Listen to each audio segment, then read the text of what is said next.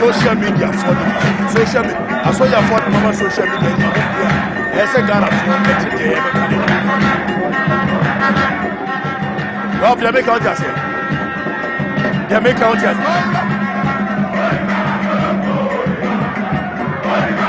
Nagana phone today. Baba Canada. The Jamoranim.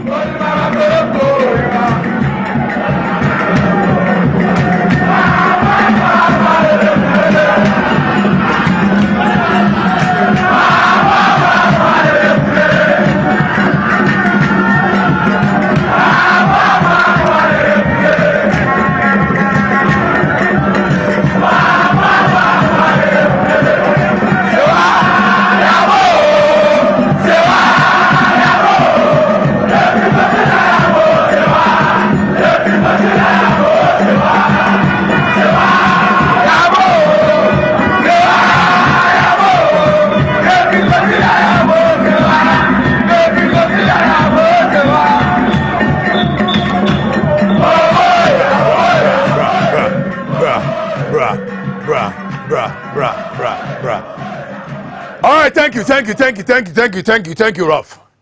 Thank you. Medase samre waje wakonya a wo hwe eye Ghana show a kanokure. Ghana show a ekon emamanfo no. Ghana show a agentre ha. Free Abrochire, Columbus, Ohio. Akilebo bo mufie kosi eye Columbus, Ohio dinero ho.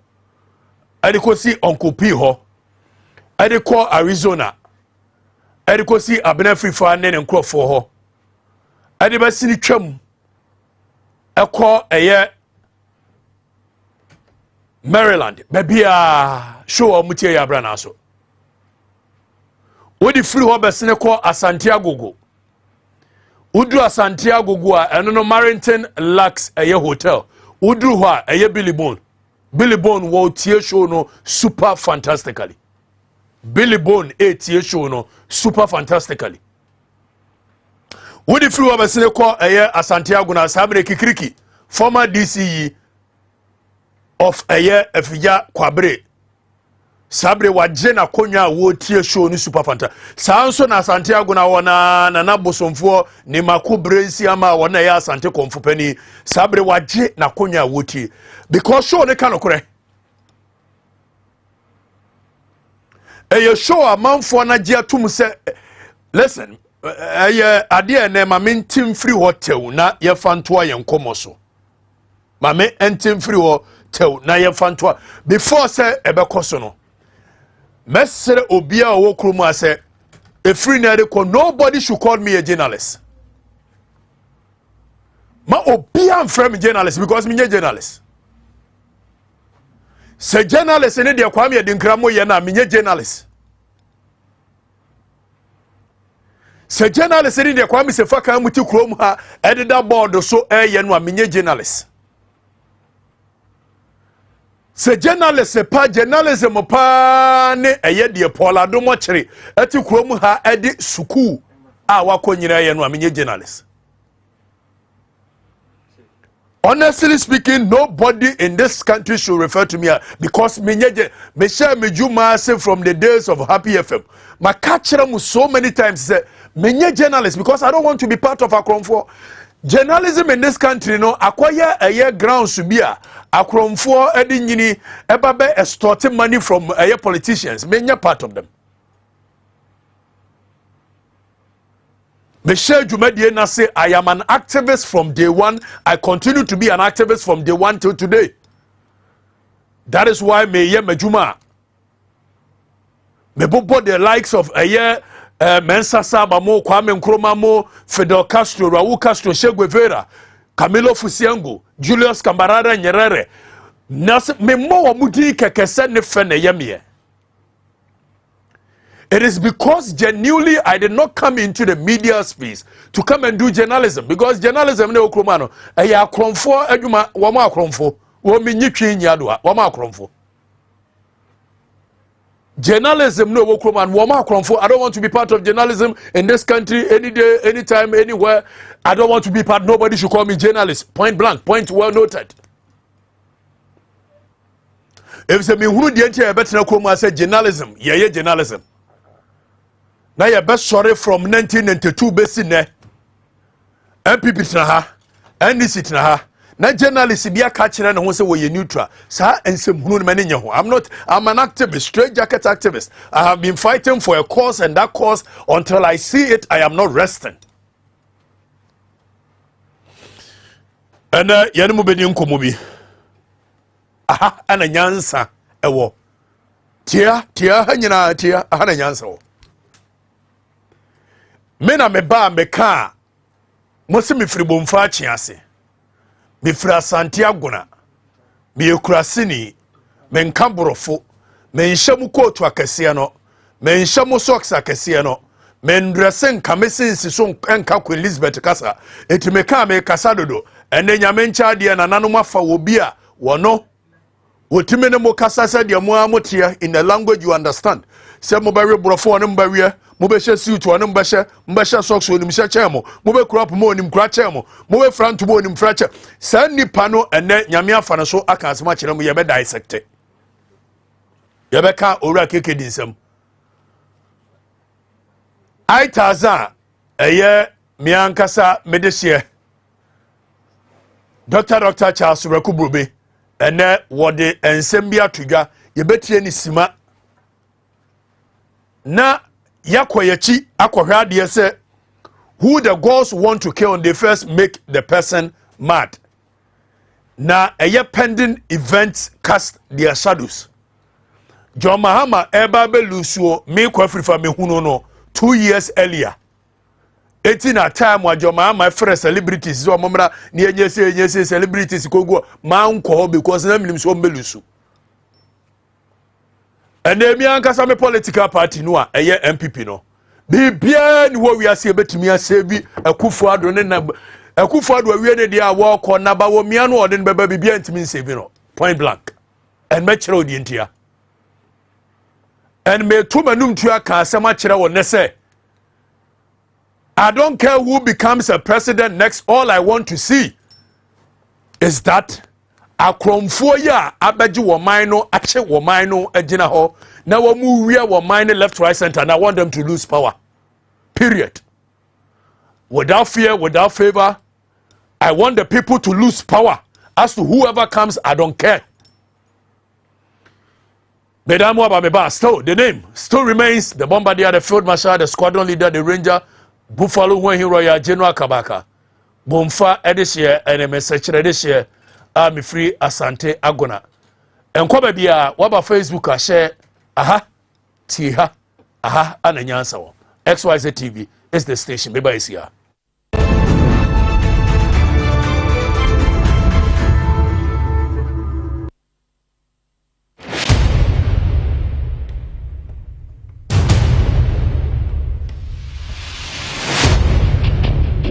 The average human body mass should have at least 60% water for optimal performance in any physical or mental exercise.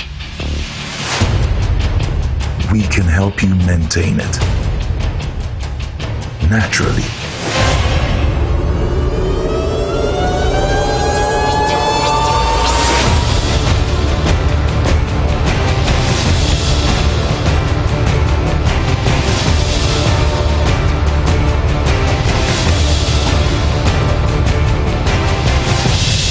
X Natural Mineral Water. Simply natural.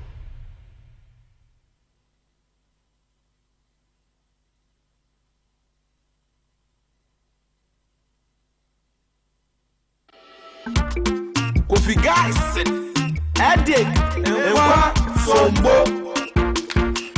Also, na nipa bread inside lemon dress na enkono na abochoko wankwane ya. Oh. You home family back okra. My hospital kra ma e catch him say malaria. Malaria nurse man no. Also dey e kai edu herbal clinic. Hey malaria wo beto na ta. Wo dey do bia ba wo fan edek molecule mixture. Mamumbo bi na no. Malaria be jare.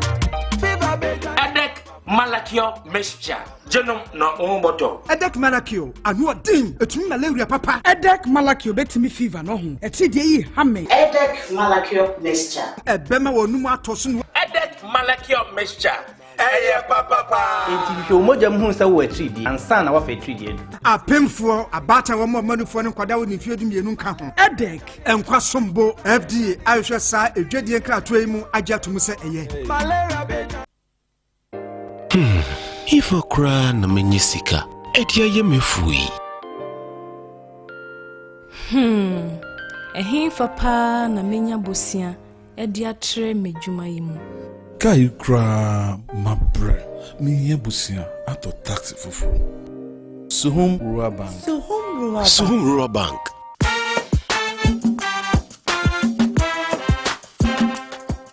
Yema kwa baba Suhum Rural Bank. Ye won hyehyɛ ahodo bi te sɛ dwadifo abosia, ekokro bosia, susu account. Ene da so wɔ savings account. Me bada chain savings account. Ene de keka ho. Suhum Rural Bank was 03422919896. Na won so wetumi aka sɛ Suhum Rural Bank. Ama ene mayeka owner. Suhum Rural Bank. Enti me pa minie. Suhum Rural Bank, growing our heritage.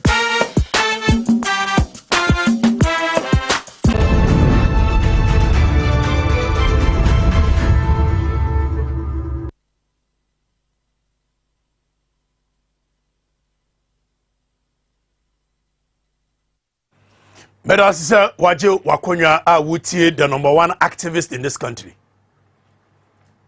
Not a journalist. I keep on, and I like meaning beauty. I may stress on the fact that I'm a journalist. No, number one activist in this country, not a journalist. I am never a journalist. I don't care. I have never been one. I don't want to be one. They are thieves. Yes, Obia. Now you're moving forward, and I'm in Brebe. And I'm on my studio. I'm di Juma. Lawyer Kinsley Benye. Obeba I'm di Juma. Sanso na Bernardo do Techia BOT. Ono so beba I'm di Juma. Na Kwame Ochirda Kukeodi Mr. Brown ono so ebeba amiyedi yuma ba ma maintain free water me say yan ye ka yen akosu abene wa ama no yen ya ta ama yen fuse na ema no ye ka na se nkrofo yi a wo mote so no wo mususu se wo mo ye first class citizens of the nation wo mo na akọ landing school wo mo na hye siutu akase ekeka wo mo na ato so wo mo na ka borofo awewe borofo se ye ka no wo monti a ene nyame ncha de wo mo de a wo ni wo mo na hye siutu no wo ni wo mo anekọ nakra na wo ni wo mo anetena lande ho wo ni wo mo na hye eye socks colored one no wo ni wo mo de bibia wo ni wo mo do mo nimbia wo nimbi in the person of Kwasi Dakwa ye twentia e kan KKD di nsem bia to dwa da bia ye kan deda but KKD kan de brofo sa de omote no akọ omo ho pa ama eye finance minister Ababe responde quickly Famenante na yenhwe KKD asemo de tudwa Famenante. I read a report yesterday that broke my heart. I saw how much Ghana owes, but I also found that apparently the Minister of Finance's company or former company is a transaction advisor to the monies we borrow. So as Ghana gets poorer, the Minister of Finance's company or former company gets richer. Is this what we want to continue in this country?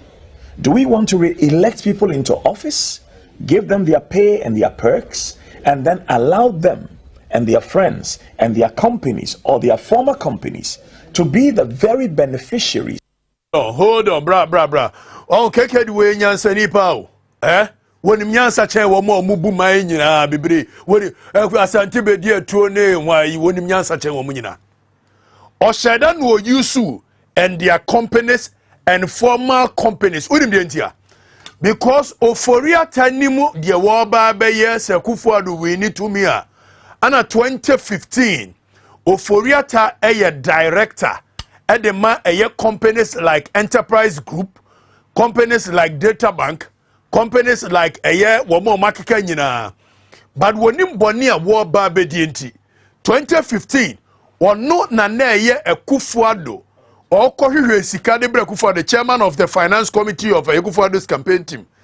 na na wonim se ampaniampa ni nuane ampa se Akufo-Addo we need to me obenya finance minister Ken Ofori-Atta was so sure of that so obenya finance minister in order not to compromise himself or share that recusing as director of a enterprise group or ne Kaligaje Pone a Trevor Travagain and then I say for quite a few others who own the enterprise group or more it was shares I have them here.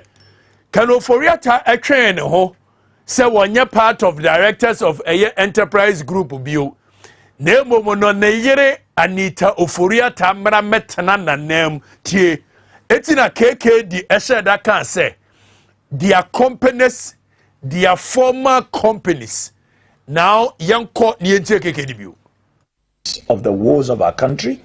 This is not only about the Minister of Finance. This is about Parliament.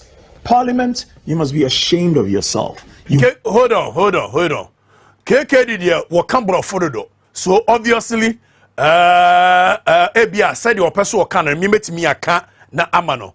KKD said Parliament, you must be ashamed of yourself. No, me and young activists, we don't talk like KKD. KKD were too refined. Once on no London or tena school now wako school too much. Ya a free bomfa chiase bano. Parliament we muye nimguase for number 1. Parliament we one of the most bogus, useless parliament we've ever seen. Other than that, ye kokoto aba. Ghana for nimbonia Ken Ofori-Atta edi from 2017 besine.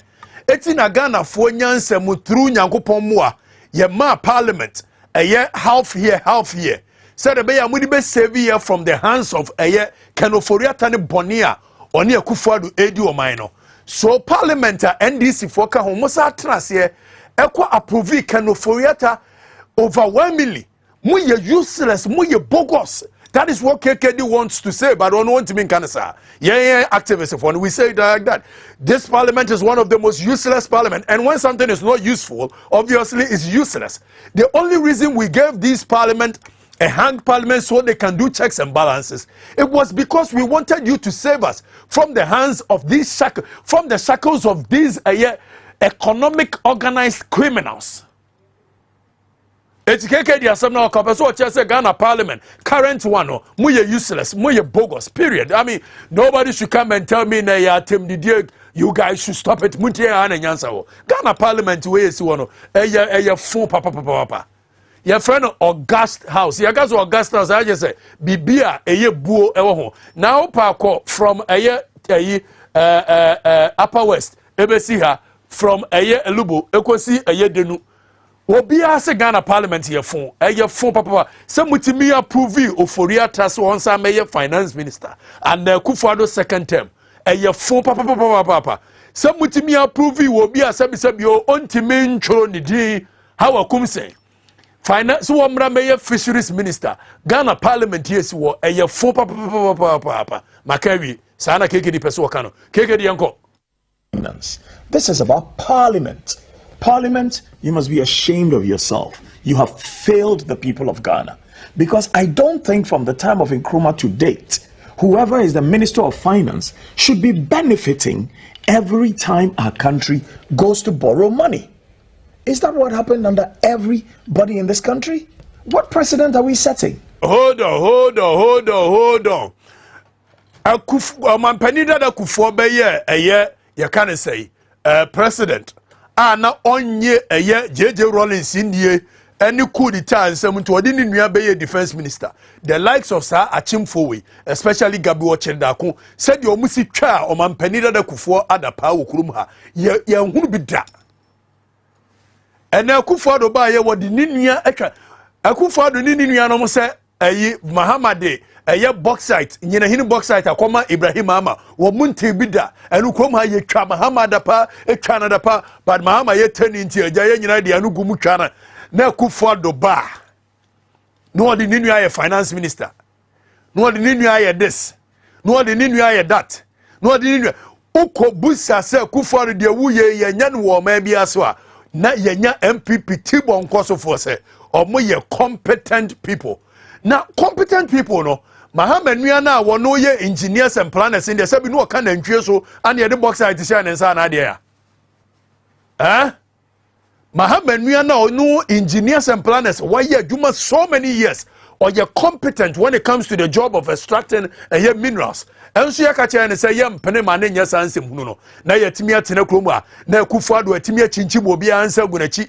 Ama journalist for Tibon Kosu journalist. Matena krom ha ama Akufo-Addo achinchi mo bia answer gunachi. Obia answer gunachi. Obia answer gunachi. Obia answer gunachi. Akufo-Addo achinchim ahemfo nsa gomachi. Akufo-Addo achinchim asofo nsa gomachi. Akufo-Addo achinchim obia mu ahemfo kroni ya modia no amotensa asene so no. Mama Akufo-Addo achinchim obia nsa gonachi. And wodi nsem hunu kromu a. Akufo-Addo play the game of chess. Ebenifo amunim chess bono. Osha strategy ni pa Akufo-Addo is playing the game of chess with Ghana. It was no Akufo-Addo na ye the king in the chess game. Ana Euphoria tani ye the queen. He protected the king in the game of chess. Ana Gabi Oche da ko eye rook, the rook. And one who protected or one the most powerful. What me move it to every sector. Etina Gabi Oche da ko position no. Ana Asante Bedia to eye the bishop. Monsieur Akufo-Addo is playing the game of chess. They are very smart people. Omode ba omiya the pawn. So on the joker. Onu sembunu. Wambemene di animu abedi sembunu sa.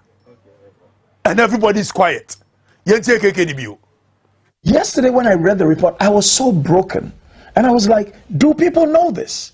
So I called 4 different people. Some in civil society, some in government, some in the former government. And I said, oh, but this is general knowledge. And I'm like, it's general knowledge. And Parliament thinks it's okay. So whoever wins the next election will also set up their own companies and be the transaction advisors when we go and take a loan. What is wrong with us as a people? So the person's motive for even going for a loan for me now is not clear, because the person's motive for going for a loan for me now is not clear. Dear KKD, Kwasicheda Kopeso Wakane said, Kanoforiata is a criminal. Kanoforiata is an enemy to the state. Kanoforiata must be dealt with any government that comes to power. Unfortunately, it doesn't look like we will have any government that will have the temerity, will have the balls to go after Kanoforiata and collapse Kanoforiata's businesses. Unfortunately, it doesn't like we have leaders who can hold Akufo-Addo and Kanoforiata and the likes accountable for the criminality being perpetrated at the back of the suffering masses.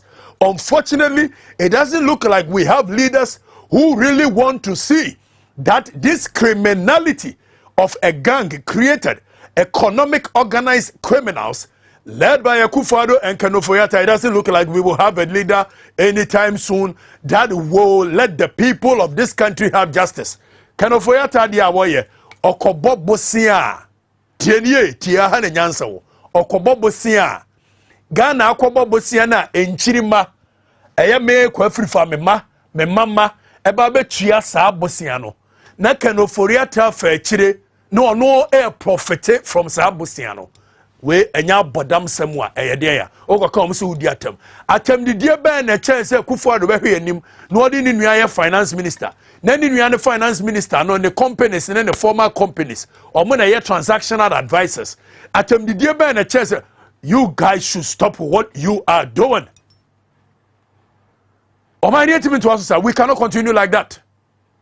We cannot continue to have a nation. Certain family, the Oforiata family, thinks they are more important in this country than any other person. We cannot continue to have a nation that a certain small group of people think that they are the first-class citizens of the nation and every other person is a second-class citizen. That such a nation cannot be continued. We cannot continue to have a nation. John Mahama, the boxer, itemani nua yetimi kasetia. But Akufo-Addo timi ba for almost 6-7 years. Now our point in nua no mu din nsem hunu ni nua mu timi kokwaje eye electricity company of Ghana for 6 months. Now omo account to obia and everybody is quiet. What kind of nation is this? What kind of people are we? Nyamebe Republic, 2 legs bad, 4 legs good. Mahama ye nenye ye kaseti ya Akufo-Addo ye dia na ye hwe to ahemfo kromwa. What is wrong with us? Ade asemwa ade Akufo-Addo ye hwan. Why can't we talk about Akufo-Addo? Ade asem Akufo-Addo din sem hunu okrom ha, nobody can say it. Gabi Ocheda kumudi nsem hunu kroma woro. Can Oforia tell you soon the businesses to profit at the back of the suffering masses on the blood of the people yet unborn? We must all come together and speak against such criminality. Yete KKDBU. Because every time we take a loan, their company makes money. Does this make sense to us as a people? Look, we have leaders of industry, some who have been, deprived of their finances. And in the meantime, the people who are sitting in power are stealing us blind. And all people can tell me is, oh, but this is general knowledge. And then Jimmy and Kwasiasem Nekosu. Hold on. Afe na keke di aka asem nyina wie aha na nyansa wo edi achimie ne nkwase asem ne. That's say why the ben won use bio. Mo mpe no kore. Di akufo adu ye nyansa bia ni mo bia ntiminka. Kano Foria tati we di wo ye bia nyansa ni. Se wutimi tena ho na wa run country na di akohwefo se pu. No aka kire se ye nko IMF. Wo sori se wo kwa IMF no asem ya ma prapra me hu me se di animu. Are you okay? We live in a country where nobody can resign. Obi antimi resign it. Akufo-Addo baye wa create ministers cho. Okoka omusemi yanka. We need to be able to speak truth to power in this country regardless of whoever is in power. Samahama yetani ni akanya dia Akufo-Addo ya chimni ya beka no pepepe. Wallahi. Bibia ansai. Menu on ma sante for Mese ye come in your masante for asem. Bright can come boadu of a year a pure FM. Is that correct? Pure FM. Right. Nyamen nananu munshirao. What? Nananu munshirao. Last week here chumwe. Bright can come boadu etina kwame dinkranim amye who says some people are overrated in this country. Kwame dinkra shame on you. Shame on you. Kwame dinkra shame on you. Who defending some hunu tantan can say? Kwame Adinkra defending some who say Bright can come bodu come for the people na Kwame Adinkra shame on you modia ebeba munya muhunu also Bright can come bodu can be say one way he will represent the people because actually the anger in the people you guys haven't seen it and the time is coming the people will chase you out of the consoles studios na mochichino and maybe but when the people get awakened they will chase you out of the studios.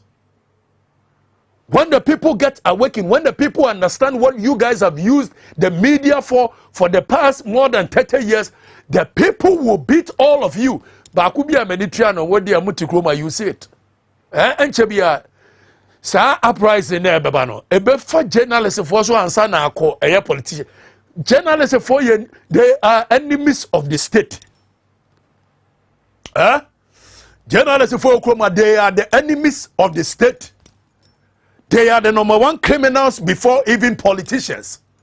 Because if journalists were speaking in truth, if journalists were speaking to power, said their major Mahama Michana Chimane Kuford Michana Chimanua, Anka Sebio, a memo for Kankan with a journalist for me position, and Trason sounds sorry, Metna, morning, yo, Muntia, Yabeti, Namara Basso, and go for the they will beat all the people will beat you because continuously when you continue to impoverish the people, when you continue to make sure that the people are left in the dark for so long, when they get awakened, when there is nothing left for the poor to feed on, they will feed on the rich. Jackie John Rose said it. You move on. Famiko. What a damn shame. When they are out of power, will they want whoever comes into power to repeat what they are doing? You, hey, Massa, Obi Mkumwa, wow, if nobody kills you, you die your own natural death. On this Which is worse, that conflict of interest or the ghost names? How much are they taking from those ghost names? It's bad, but there are things that are worse, and those things are being committed by the people that we have elevated into positions of authority to be our guardians, to be our servants, and through serving us, we elevate them even higher. But are they serving us, or are they serving themselves and their friends and their children? And you see, so you're not even surprised anymore when people say that. I asked my brother right now here. He says, "Oh, Kwesi, you didn't know this." I was shocked. I thought he didn't know. Says, oh, I've read about it, I've heard about it. And we can't talk about it. And the news agenda doesn't want to put it on as something that matters. Why? So you serve at the presidency, then you give yourself contracts, then you give yourself work, then everybody else doesn't have any expertise in this country anymore. Because once you serve with the president, all of a sudden, you know everything, and everybody else in Ghana is what? Ultra-crepidarian. Was what you brought for the ultra copy why the Okanya just will be edging me or Munkwan in Yansa. Now, video ne bako, I don't know why I appear we do baby was it watching our woman quasia for the beba be catcher a ya massa mo papa mobra. There be more papa no na ya chrome for. And you see, we are seeing the ripple effect of 4 decades ago. Wama wamu yeno, and then wamama and the diso. It's wajwa taba. Wo ya menuba. Wo akosu abene waba. Wo fuse naba.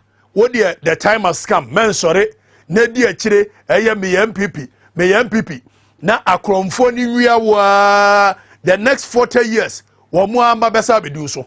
But wallahi, this is the last time anybody from the Kufuado's family, from the Oforiates family, will get anywhere close to power when some of us are alive. It won't happen that.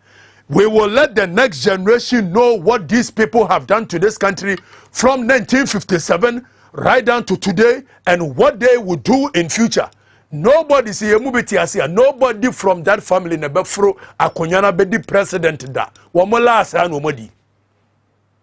Eda Kufuado nini nuanom be sori afri akonyana so no will be the second time Ghana is getting independence.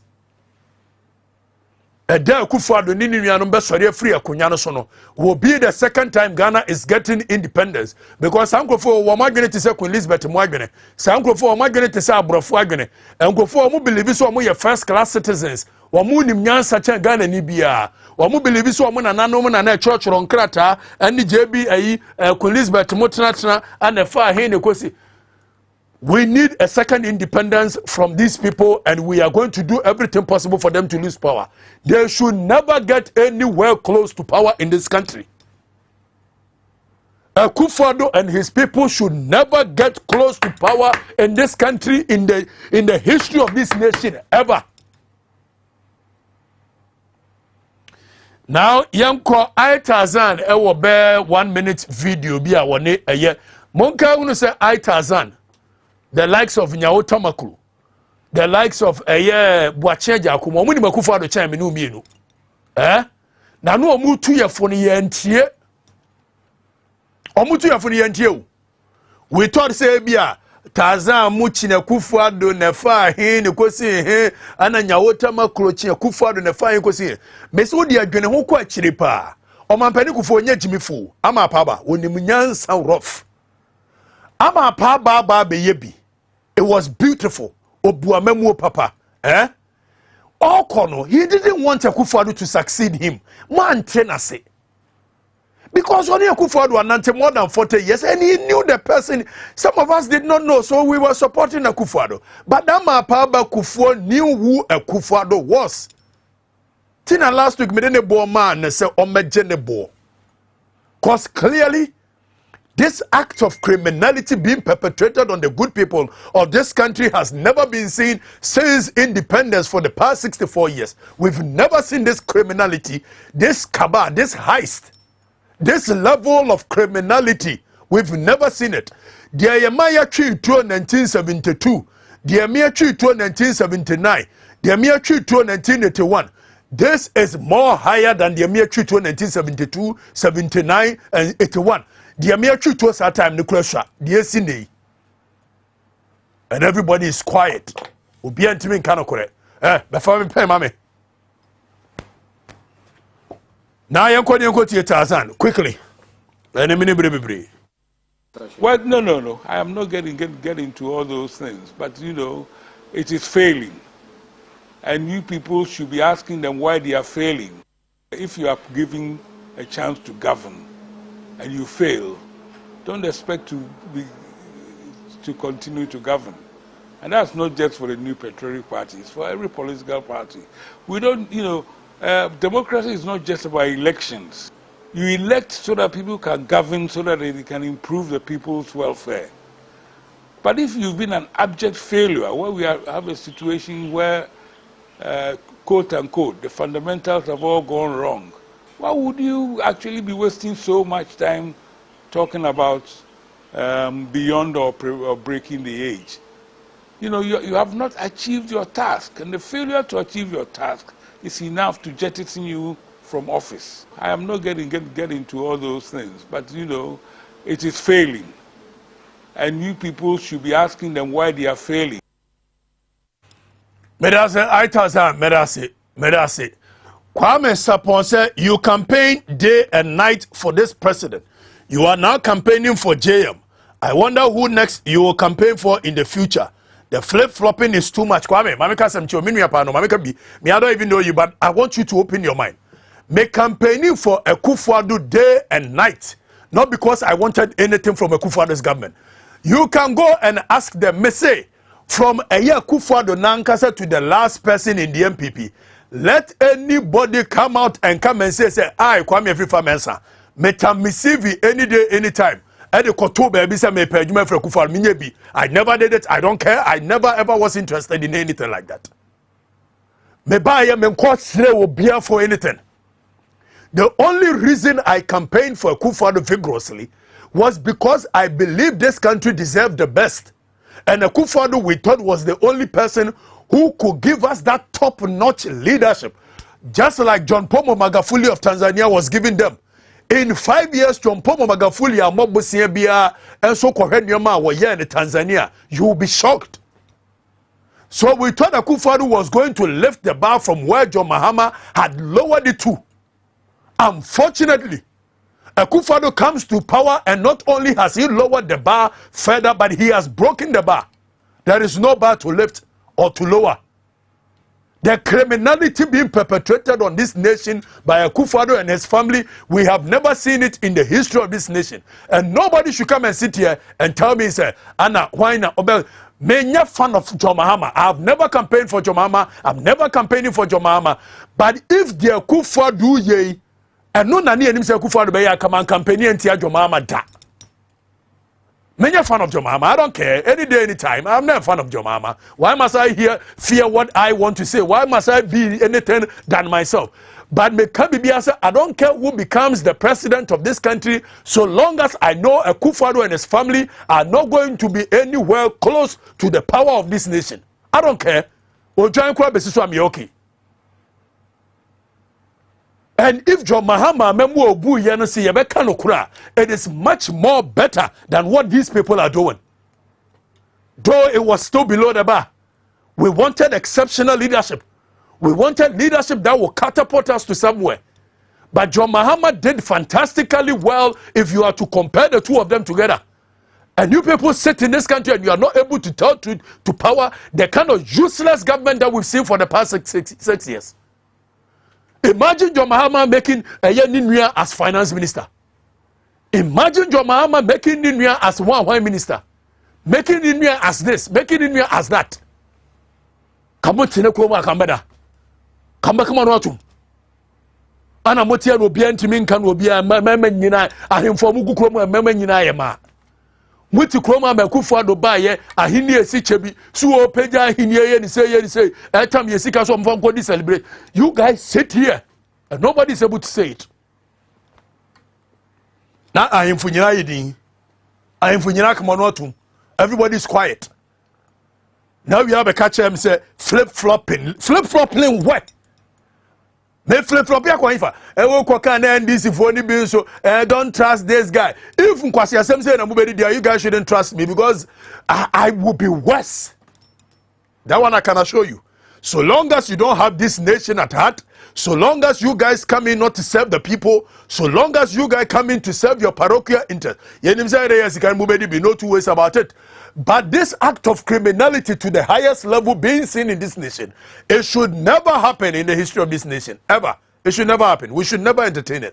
And Akufo-Addo in the bush for an edisansim. Period. Yanko na yanko he Akufo-Addo bibia no betimi asave no. Baby I wadu no oya dey ya obefeli. If I were fairly kura wie, Now we are young people mokofi. Some of us campaign no yebe jina mu mokofi.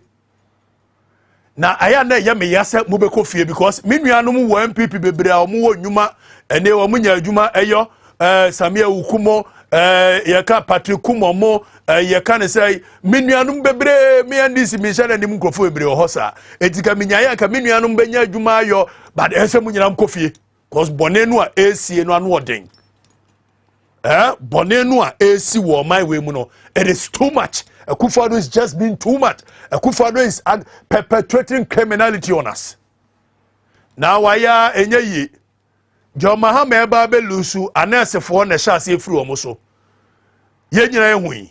Ene yenko hwe eye de ato MPP before with the aneses. Yenko Rafa-Mensah.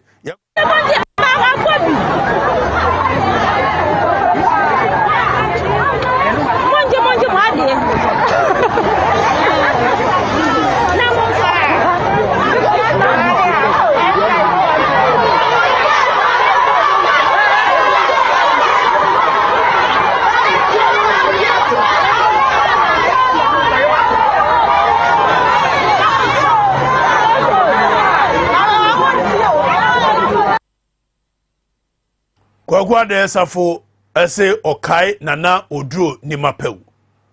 Asuminya hene a waka babie. The late nana oduro ni mapew. No eye National House of Chiefs president. Wo mo sa ahemfo na no mutimi kasa. Ena ahemfo ni nyina yedin. Na Akufo-Addo dinsem hunu kroma no bi antimi nka. Akufo-Addo use the taxpayers' money. And they making the family rich and rich and rich and rich and rich. And nobody is able to say it. Now, yanko na Akufo-Addo say there. Muburo hufo aja. Ye limafo nyankopon. Ope ana abetimi asave no. Say baby adu no. Nothing can save this nation. Ajinyame. Madam waba meba BOT is in the house. Madam waba mba Kwame Ocheda kunfia. Madam waba meba lawyer Kingsley Benye ofia. Ya dan ya ho ba ye ja etuato aha eye nyansa fie aha na nyansa wo Abranaa so enkomo on TV XYZ. Medina society still ensesa. I am the #1 activist in this country. Okatakyie Afrifa-Mensah ne medin. Mesi emfrem journalist da journalism ya konfo adwuma e okuru ma mani nye ho. I am #1 activist. Period. Madam Abesia.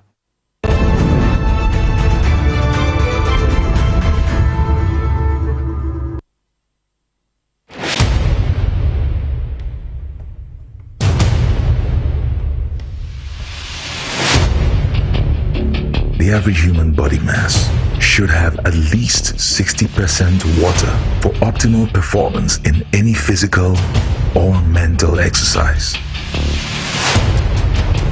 We can help you maintain it naturally.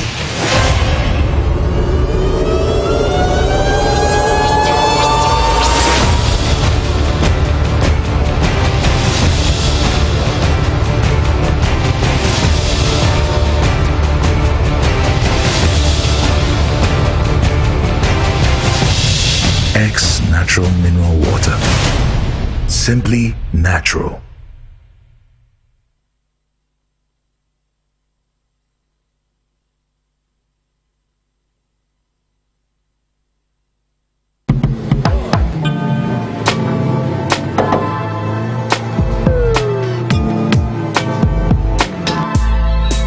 Welcome to AutoCheck Vehicle Diagnostic and Licensing Center. I hear my car can be checked here without going to so many hour crash. Sure.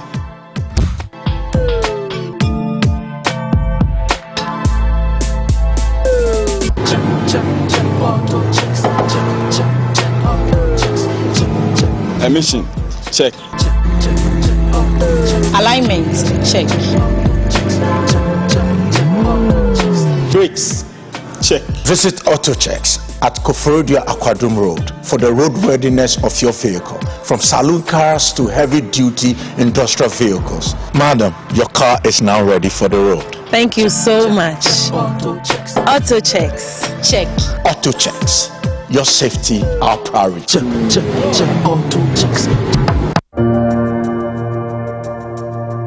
Welcome to the Royal Dazzle Event Center.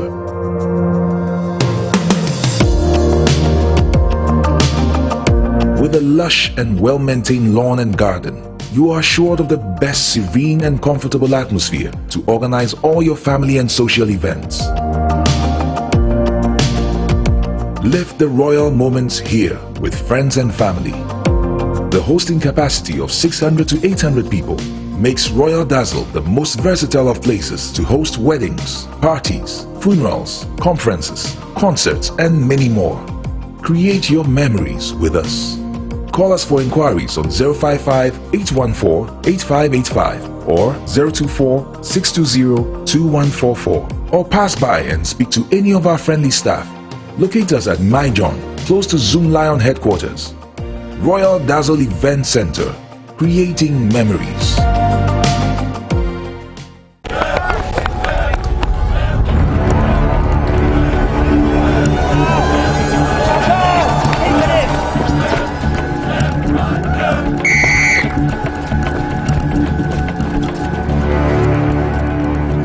We are one man short. Should we invite him? Yeah. It be old cargo. Can I join you guys? Yeah. Always brave, fresh, natural, eggs, mineral, water.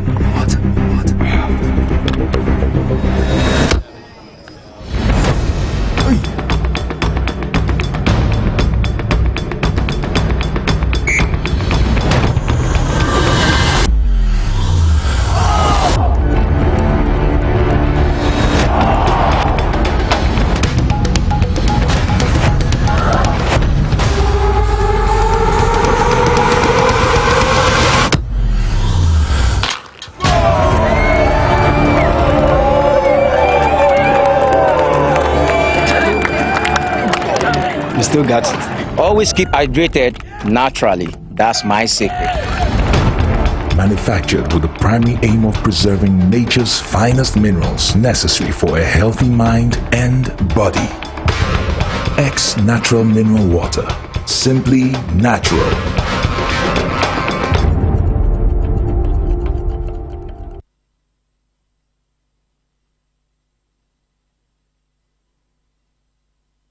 Nyansa Shase, Oni Yamisro, Power 97.9 FM, for the Wisdom Summit 2022. Abobazi, Watun Safre, Reverend D.Y. Donko, Counselor Donko, Reverend Dr. Charlotte Odro, Sofumami Counselor Bako, Dr. Eugene Ba, Oye Embryology, Elder Dr. Nana Amo Toby, Chairman of Tobinko Group of Company, Onusuru Baby, Wisdom Summit 2022. Power 97.9 FM. Majumezini Sinanano Donoru host here. Ajimaini Awani Osu Presbyterian Church Auditorium. A hot noye venue. 10 a.m. An apartment bro in a tie. Neas Jumezino Ashishano. Saturday, 20th August 2022. Isaiah 33 verse 6. Also, it will be the sure foundation of your time. Guest artist your Celestine Donko. Sepade impartation Wusunya Bio Wisdom Summit Yasa. 9 day ever send attend as our court number you do 0248-712812. A Sunday yana ya reserve Wusitamo. Sponsors Royal Organic Clinic, Bendat Deco, Best Wine, Frontier Sounds and Events, Studio 502, X Natural Mineral Water. Hey, Wisdom Summit. Nyansa wa warimu. Nyansa wa apomudimu. Nyansa wa yeyomu. Wisdom Summit. Nyansa wa wompenetrimu. Amu Tobin. Tobinko. Your friend, Pastor Counselor D.Y. Donko. Nyamin Shao, Medini Reverend Mr. Charlotte Odro. Your friend, Eugene Ba. Program Ebaso Wisdom Summit. Osu Presby Hall. Nyamiya Adomwa. August 20th, 2022. Namiwo news the Debbie Mao on the 20th of August. And Kobe be a Saturday and 10. Me a shall say Osu Presby. Me a clinical embryologist. Me boa ona. Wanware na opema medwuma ne se meboa wom ebra wakohu on doctor na wahye won se omra na yenyina yenka mom ne yemfa ekwan bi so mboa won no munyama me kasa fa ho no eye ekwan a yefa so edi nimdie efa nimdie so eyeyi eye pa so beba oba you'll be blessed. Now I'm going to talk about wisdom in relationship. There will come our and a relationship now woman and koya branibeni nyamunyansa na that relationship no nenkoyi mao. I personally want to invite you. Other speakers will be coming. I am talking about marriage. And I'm telling you, go for a good son. Over blessing, you can't miss any of them. Until on the 20th of August, there, all the way to Osu Presby, there. Menewo, my Asia. Michelle Sebra, Branebitie, Okwanya, Obefaso Abo, Humbai, Ewo Wapum, Ne Senia, Ubitimi, Etimi, Abua Wum, na when see Wawo, Anokwine, Ebra, Umre Asun. Nami Aduma 20th of August, Saturday time. 10 a.m. Venue, Osu Presby Church. I personally want to invite your friends and loved ones. And as you come to acquire wisdom, it will be well with your soul. On the 20th day, Ampaya, Epecha. Perfect will in your perfect way.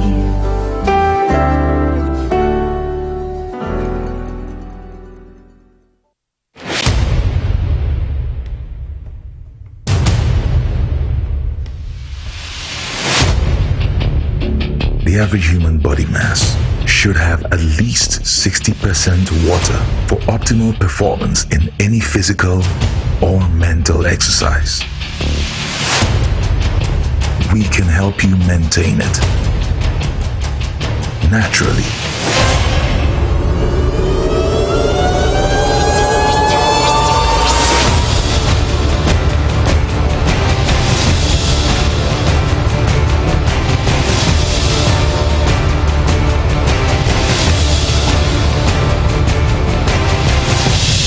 X Natural Mineral Water. Simply natural.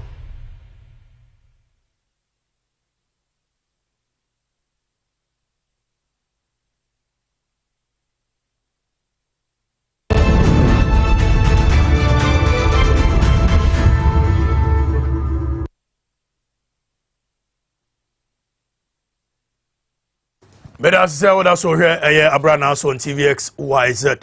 My main car was a Ghana man capsules. So, I say, I didn't know a 10 Cassia, Tare Padia, Ghana man capsules, Eberboa. Intini Eberbahu, Ghana man capsules, and Eberboa war. So, I say, Ubusti was sperm, so Ghana man capsules, and Eberboa war. Na Sir Johnson May Johnson o Johnson Bia Kachiri, Emuya Waya, Nina no a science of Sewan here, yeah, the catheter Ebertum. Prostajoy capsules, Prostajoy capsules. Prostajoy capsules, Prostajoy capsules, and a year wadru, Kopebi eto.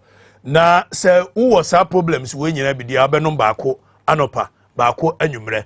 Nemo Munya Bia to prevent it no Benon Bako a day. Prostajoy capsules, no a year Ghana Herb Therapeuticals, and a day a year Ghana Balm, a year Prostajoy, no a buyer. Now, Frewamo, I was 0244 727028 0244 727028.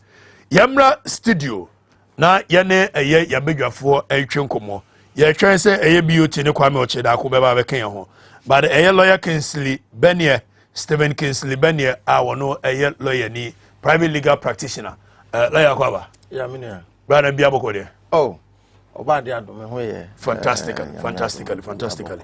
Before see about economic crisis ne Shraj report akenoforiata ode ba any de keka no minim se touch on the KKD video no and then someone raise ye na yakoye anymore yo mna me dase be chi ahwefo nyina na no pai ma men so na men chia ye ma me baako ye frɛ no Madam Evelyn Bani woko CAF University College one registrar and one dean of students one of his school for ni so and we did birthday the way a special birthday wish a free Rahina to Smile on a women's commissioner or CAP University our name Kenneth Adu Aquamin also a local PUSAC president any SRC executives in almost same for Aquanya so now my special birthday wish happen so Minua Bako Christopher Connor Okobibieni Zongwa or NDC organizer young guy energetic on say anopay on we do set da obwa on tie wonhwe wa on pie ono so ehwe ene anopa nti ono so mechia no menua medase asema keke di akan asema yinim na enam se Ghana hufu nti ntimi nkasa every say free Kwame Nkrumah penso aba be so mampani da John Dramani Mahama penso binsi da se o mampani bi ba akonwa so na wo se da atenase abopo se mense da mfa mia mabusuafo ntwam ho nhia ne enkyekere o man nyina amfa say japade nti state capture under President Akufo-Addo na omo tena ase ehye da bo ho po na wo mo ye edikan we appointment o mampani ye ya emre bi lawyer Sami Jemfi the list buyer nipa mako over 50 a no mo ye directly related to o mampani uko eye de na ohwe Ghana eye attention so attorney general uka ma me eye Gloria Kufu na busuani a uka atachia no so President Akufo-Addo busuani uka even papa no ohwe Fair Wages and Services Commission Dr. Edward Kopon no president busuani de ohwe ya kwan so kan lawyer Kwasi Amakwata ono so president busuani uko presidency wan kasa ho na kate na nkasa wo ho Duke Foriata, the Prime Minister, the de facto Prime Minister, Gabi Asarochire Dako, and they almost squad, or Mutimi Kabomu, Drum Cassi, Mudi, or Manganoka PDS. Power Distribution Services are. Or Mangana Risi capitally over $190 million. I almost said that as a planning criteria, but look as a PDS Babaye, you must come with the asset to come when you move out. You say, O Majuman Sony, you are my floor. So what was the purpose? I didn't say young for women room 10 no more piece cabinet and film. Just kind of way. Omodi go. Ebium and ya new so my Ghana, ye war finance minister or buy ya was Ghana local banks na miguno. You go minti bida. Say obi yare. Young man so fee, obi yare for fee. Yes, say, yen ni yadi or yare no. Ye 10 million. No betono. No more ye boboka 100 million. I was there be Yamani Moon Yanko Boka 100 million. I don't know my Ghana. Banks no near here there's a letter about 9 million near the CSC banks no. Oman Penny Akufo-Addo and the finance minister and I'm saying no more Mutumo Pontino. They spent over 20 million Ghana at the same banks, billion Ghana at the same banks no. Eguno and local bank be any Ghana bill. Aka data bank. Our finance minister our 11%. Monoka say just 2021 fast what you dear. Womunyaye and you know keke di kan no abra man Ghana yakwa ahokyere ma ohia dokroye no na finance minister nkwande ne nyuma puo no mfa so na egusu tobo ebi say ene madani mema obi antimi kan wasam na so under President Mahama ade abua makamam ka bi ekoso ne say obama obi akwan no atimi nso akere na adwen constructive criticisms obi anya akwan kasaya na bi mpo se bi yatim didie nanso ne nyina no as a leader oji wakomapom ehwepu hwanamo ene obi antimi nkasa enti de ekoso no akwese ne Ghana ye wo monarchical state. The democracy of this country has been turned into a monarchy. Every say akwese akonya efi akonya ene yedie ana ohene no oteso no wone na busua ana o masesa manager pade nyina obode ye de omope. That is exactly what is going on in Ghana. Today, you better compare Ghana to Libya, any countries are Hemfotesua, and their own Kahua, the North Korea and Kwa, wait my bamubi. Na agenda ni nyina say, yenya sa no man yen kripu obi a said ye be ya here ni bet ma control man. Whether you are in power or in opposition. And until see at banks nyina gu. Aka data bank. Na o money kwati bosia bia na transaction advices. A data bank. Na enam said do dia kire hwedo dia ni nanti no. The deputy finance minister, Nemika, so minister of finance at the office of the president. Okay, Charles Dubai. What is what the company? A blaster brokerage. Our monso transaction ni bo monso shasi o monso nyamfa so. Eba ye no an say na me. Aye kwaje bosia nu ntia ban ba ye. Ghana there was 120 billion. Me no ka say na over 400 billion Ghana cedis. Euro bonds nko aban aje. 2018, 2019, 2020, 2021. 11 billion US dollars. So 11 billion. You read be about GBA. Even let's take 1% of $11 billion. I call data bank. And then you're who say 1 day you data bank. You know more you bank of finance ministry. The Bank of Ghana. You more the various directorship positions. Omuna ya no market tetra. Why and then omuni buman. And then the acquires Ghana you need mama. And then no abano akaya no ma hu se ni se nti oni edidi a o kan nam no de nkase wo mu wo pia to yanim amene everywhere is under state capture woni hwan na okoka enu nti KKD asema wo kan no ya asema Ghana fo nyina yanim nanso yantimi nka ya besre e wo se Ghana fo nyina sorry because si yan hwani ya sa na man bi de hya ase a ekodu ba bi ne akwai monarchy onka busuakuo bi ho a you cannot get access in the leadership of the country. And until the econo, a yadia emwa, a yadia ekuntia the spirit and then the dictates of the democracy of this country. Dr. Kwame Nkrumah baye no. Aye de nanko nuanmo, nanko wo ma, anko betuma mo position. Even under President Kufuor, nanko no so akwanya se obema ni nua aba be finance minister. Nanka banks ni ade wo Ghana wo so be guvie nanko matete wo mo de. President Mahama no akwanya se anko betuma ni nua aba finance minister. Nanko waye den ono so agu Ghana banks nanko ono so atene de. Nanso ni nyina mu no yehu se oba bebu man ne do man hye wo sa. Enye wo nko wo ye die. Oba betoto man no se de be ya timamufuo nyina betuma ye den. Ade ye. But President Kufuor de wabo ne timu pose once I wanya akonya ne de. Ade odi kan ka say he wants to hand over to only MPP president. What do you say? Bani say utimu fire nti amonku. Dia na wo ho nti a usuro say u Daniel free accountable ho. The president wants or Daniel free accountability because onim normal koso say if there's any change in government that's yes here ko nya koya accountability ko hwehwe nkrata mo drum di akoso no people will be found wanting. Now so the will of the people is greater than any oppressive authority. And in Ghana for nyina sinkete say 2024 I know the only option available to us. Yebeka ko to ba ayaban free. See any this MPP government and free wa menua ha Ghana ebedru ba bi no. Say within akofo nka ho a passport kura wonya bi. Yes. And you know, you know an say na me na finance minister ntimpo Ghana for nya wa ho. Say look at 2021 Faswa data bank nko anya ye. Yakwa enterprise group. It is everywhere. Who can so finance minister Timinya Kukudo ka che Ghana for say oni interest bia o data bank mo kai. Who are 11%. And then they aba MPs e dey be pure makofa the shareholding capacity of data bank aba you cry 11%. Enya ngwase. Charles Adubuahin Blackstar brokerages okura 95%. And then you abako ekura just 5%. Country bena we bet makoso. Clear conflict of interest. How the battery my chronobo.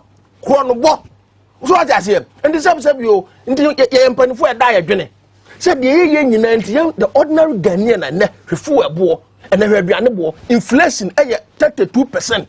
When we are now the question based on the cooked books, you know. And I do say, for the reality, for reality, we are somewhere 60. Of course. Now the question you know, Enra, Mrs. Sika. Yes. Bro, me come Mr. Park say Enra 5,000. Man for one Kuran Duffy. Oh, yeah, they do. I Bakukra, Uncle Fee. Now, me at the Acoso, and your Uncle Fee, me could do, you can't say, shop right at Meto, dear. You remember Quantum Momi be free. Yes, of course, you will free. Coscarasa. Many at the Acoso, and your call, Nankopon, and your Timo Bro, my Ghana. Where about why I got to 2020. Oh, man, penny and a swap for near soldier for you to come, innocent souls, Makumakum, 8 persons, and Omukumomo.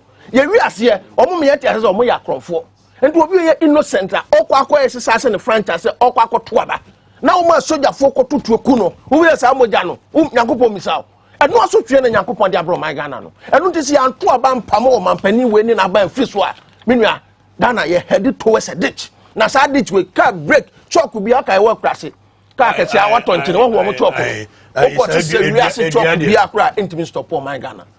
The big question is, into omu didia omonom kwan anopa me ba me nom kwan na diabetra na me kasa the finance minister into odidi onom kwan me hwe camera na minister no didi o ye nyina onom kwan adwina o ma ne ho ye pepepepe ajapade de kwan.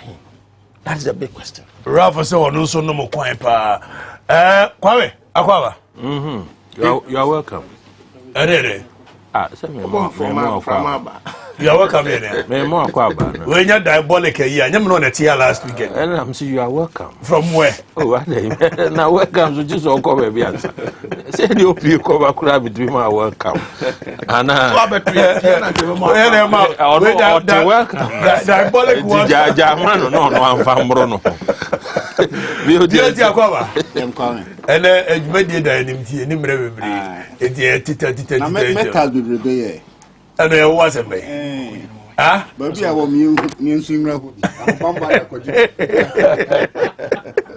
We have a black umbrella fraternity.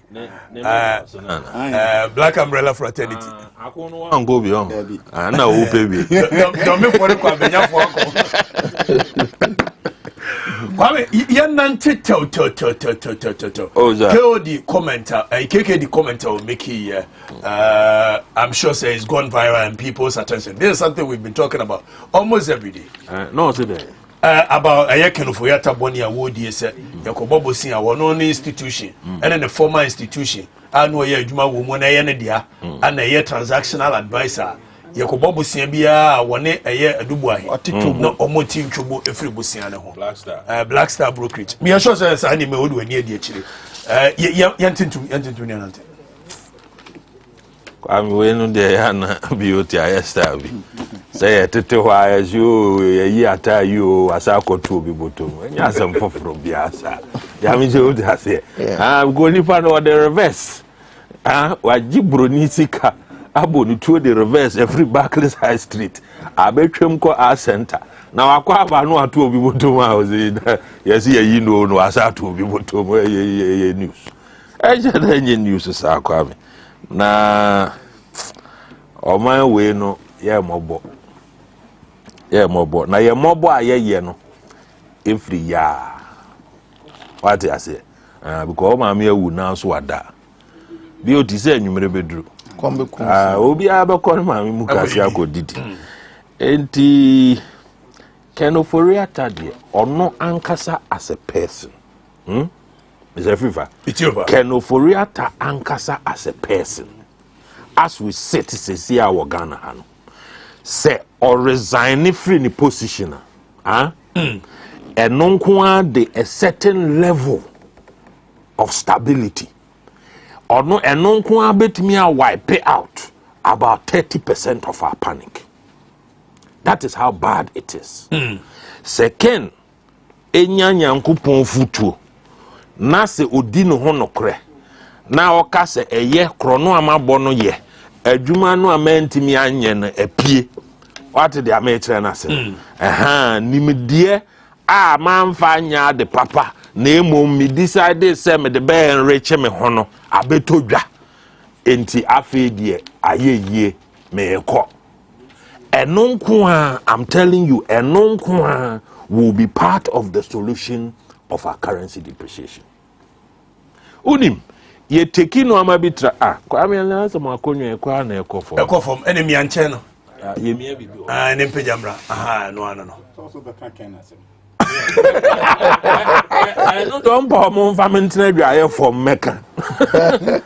Nya kodwam asem o de metra dry from kra Mecca enti oforiata de he's become an institution of failure. He has become an institution of failure. Ononkwa the pen to paper so. Now agree say no ma ye na afi Ghana for metwa daddy. Maminya adwuma I'm telling you say Ononkwa will have a very serious impact on the depreciation of the city. When you be here on corner Akufo-Addo ntimi mpam no. There be ontimi. So the winning game of chess. Yes. The queen protects the king. Yes. Queen ninya kope. King no beda. So the queen must be in position all the time. He must stay. Na you can dear no Korean kakra. We will come back there. Kwame, Omaya Yetimu say under this administration, BOTM so my bobusia be $13 billion. Yeah. So far. 13 billion. Yes. What's your bet 13 billion? 13 billion. Now $80 were had. Who's $80 were had? Open you see the more. And I say, see the year 10. There be time on the ball, Bosnian, and actually say, you tremble bet 380, you go bet 390 something billion Ghana cedis. And only Bosnia Yabo. Now, Papa way 390 billion. Yes. Papa way. It's a dollar no crowd that 10 cedi. Yemfa nen calculate because your bob besiano na rates wo ho okay na ye ni eti what the yemfa say na rate no cry 6 cedi then yes but we need dollar and na be issue because ukotua ne na as I agree with you no what the let's be I agree with you idea no and come on what the call baby dia and yes e sorry free akoni fie ko bo no they are major say you Kwame I was even being charitable to them because you should net dollar there and then I just say divided by 10 cedi which will give us $39 billion. But you use the time of Kobo Bosianwa. If we are using 6, that means we are talking about $65 billion US dollars. Yes. 390 billion Ghana cedi.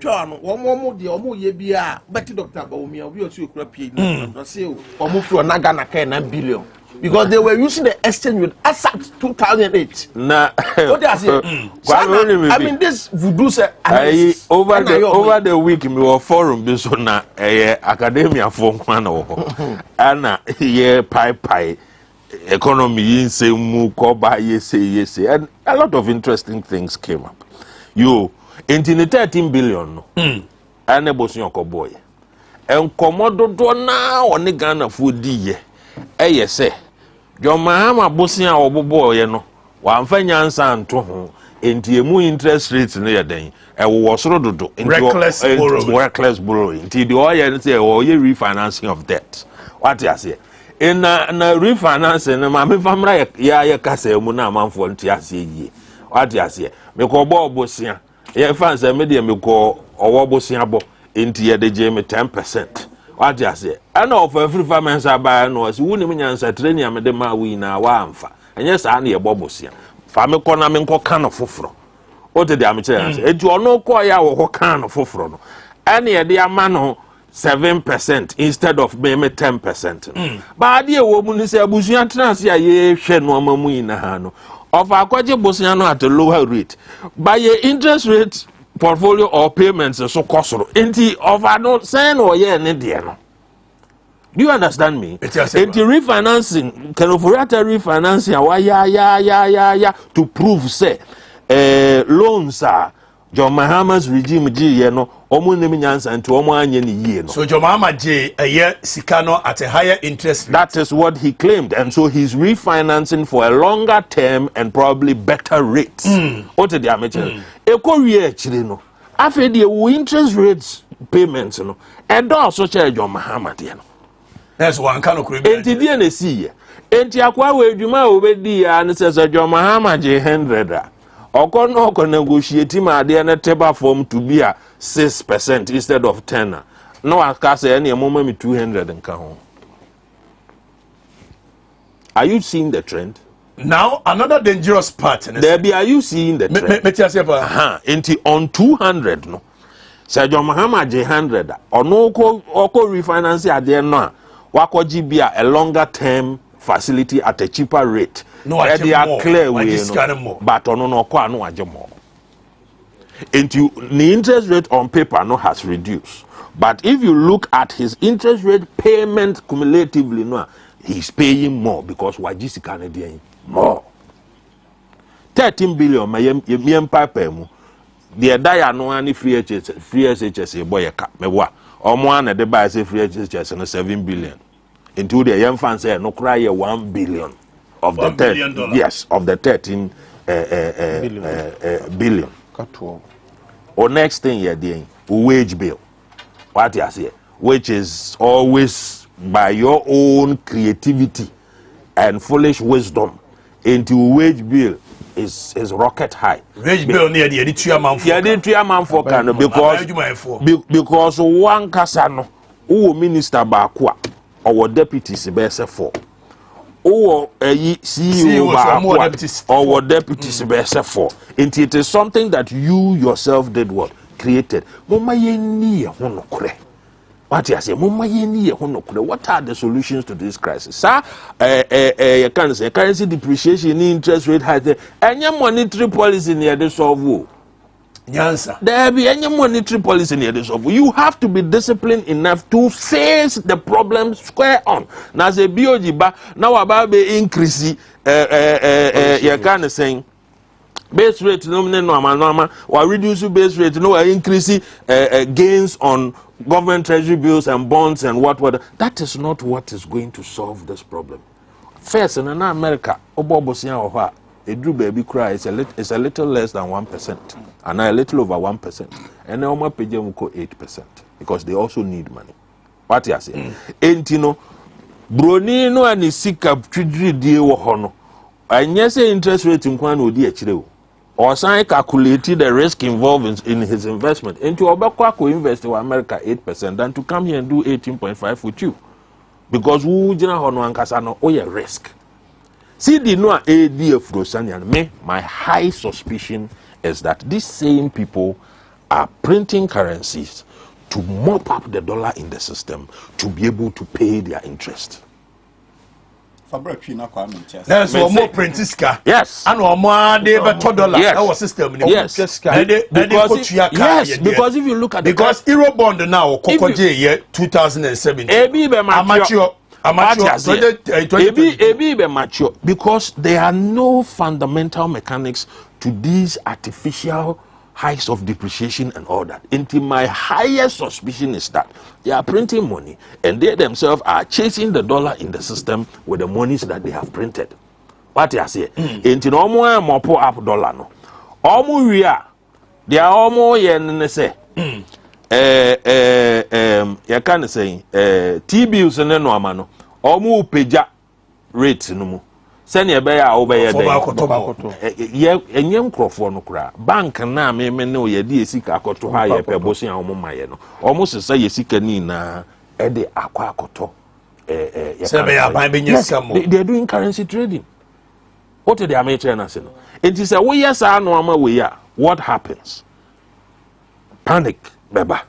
Already before that, no SP, Fitch, Meboa, Omuina. Are downgrading in terms of yes, in terms of and no one has created panic. 2, may suspect almost printing currency the more pay up dollar no.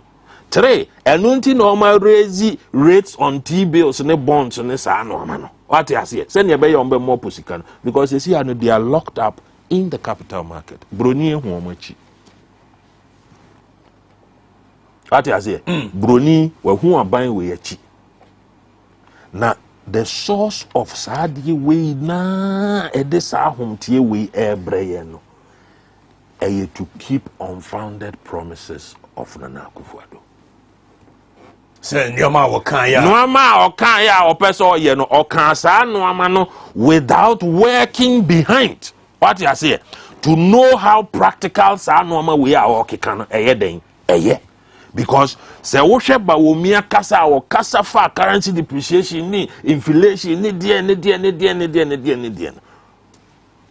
eye no na omo pese omo produce ampa obetimi aye na pese o produce ampa obetimi aye eni etiti omo remu na fa ye na ye moye nsem ma. But these people are borrowing monies. BOT, they are borrowing monies and they are stashing some of the monies into our reserves to make us look good.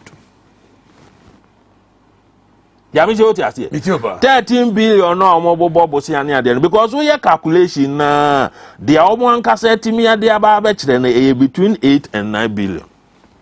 They are cannot away into your bubbles here. No, they are sharing the reserves. What you say, or the sharing the reserves more. Na international market no, and we say, oh, and where their reserves are increasing. What they are making and say no, they have more space to do what? To borrow. Meanwhile, no reserves in the woman no besia. And your reserves are one kasa what drive economy. Etimi achieve to that level. Into all bubbles here, the good reserves will say a big be coin. I'm wetimi about more besia. Free SHS. When I saw your money, such in Chinchina, and senior yeni. When I saw your money, Obian saw your money. But unfounded promises, unthinkable promises, do di mayena. Omo anya adwuma bia wo akire na still omo pese omo maintain. Almost started Bob saying, I almost started the big good reserves. And about me original. I've arrested the dollar. I put the key with IGP. I did this with that. I've done that with that. I've done that with that. Meanwhile, it is not founded. It is not. The basis of it is not any. The basis of it is not any economic geniusness. Ayabusian wakoto. Oh, bibia ubeye anukrin nimuno. Uye den ebe babe so me. Na isa papa kwanta wa domeku. Oh. na wɔpɛ so wɔkyerɛ manfoɔ no sɛ ne mako no ɔdɔɔyɛ no ɛde sika ba fie ɛso meka sɛ ne sika bia ne fie daabi wakɔbɔ bosia na de abɛto hɔ nti woba no wabie piem hɔ akyerɛ wo sɛ sika de gu hɔ no ba no mewa so wɔde ka wakɔbɔ bosia ana wɔde abɛgu safe mu de kyerɛ agɛs nti ɔfa kɔ apia no sɛ bosiafoɔ no mmerɛ bɛso ama ɔma bɛgye ɔmo sika ɛti sɛ mmerɛ na so ɛti ne ɛho kyerɛ bioti Musa mun mako school dodo. Tuweni mamfa anko ama yakosu abenu wa ama anti ase a. Yakosu abenu ati ase. Beauty famnante. Kwa me bema obia ti de ekosumase. Amencha wa tiefo no wa hwefo. Tiefo nyoso. Na amencha bonoman ene sunwa no westfo. Kwa me say o kan constitution here. There is something instructive. Article 183. It talks about the central bank. Now, okay, Article 183, Clause 1, Clause 2, Subsection A, B. Mekan 183, Section 2, Subsection A. Or say the Bank of Ghana shall be the central bank of Ghana, and shall be the only authority to issue the currency of Ghana. Clause 2, Subsection A. The bank shall maintain the stability of the currency and direct and regulate the currency system in the interest of the economic progress of Ghana. And he said, the implication that the central bank has failed. So, US, they called it the Federal Reserve System. Now, one will say, over the last course of the week, central bank this year. Now, our governing body near friend of the Monetary Policy Committee. In fact, per the content of this constitution, there's only one person a constitution way mono or a CEO senior board chairman and the governor of the Bank of Ghana. According to the laws of Ghana, CEO be anyone running who comes to be my board chairman. But when it comes to control the money system, Emra will say the governor of the Bank of Ghana, who is like the CEO of the Bank of Ghana, is also the board chairman of the same bank. And this is with respect to Article 184. Okay, Honor. And it is interesting because Mamin Kanchawati for say the following shall apply to the governor of the Bank of Ghana. He shall be appointed by the president acting in consultation with the Council of State for periods of 4 years each. T clause B, no. He shall be, notwithstanding Article 285 of this constitution, be the chairman of the governing board of the Bank of Ghana. And the constitution we munu nipa ba ko pe. And amrana man on who kwan say, ono anye CEO ensanye board chairman e o company odano ukọ wayi a ye wayi CEO e won board chairman ukọ MP a ye wo CEO ho e wo board chairman kwame identifying the wisdom of the drafters of this constitution. The governor of Bank of Ghana would two key position amrama ho kwan emrano say a CEO cannot be a board chairman, but in this same constitution the governor of the Bank of Ghana doubles as the CEO and the board chairman. It is simple, it's a sensitive position, and you need people of higher repute and higher intelligence.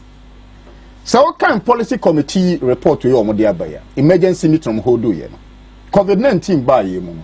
Among you pen the whole world, emergency meeting, Uganda and Ghana. You can fact check right now. Only 2 countries in the world. Monetary policy committee yentanye 3-4 times in a year. Because how the policy go it takes time to mature. And it's all running mind. Now on consistent basis or policy failure, it means the people are incompetent. Because it is a product of the people that give the policy. Kwa mami state will show you to say we are self and na ye tonsika. Me mami no wo bomfa or wo bono east or wo savannah or wo greater Accra no.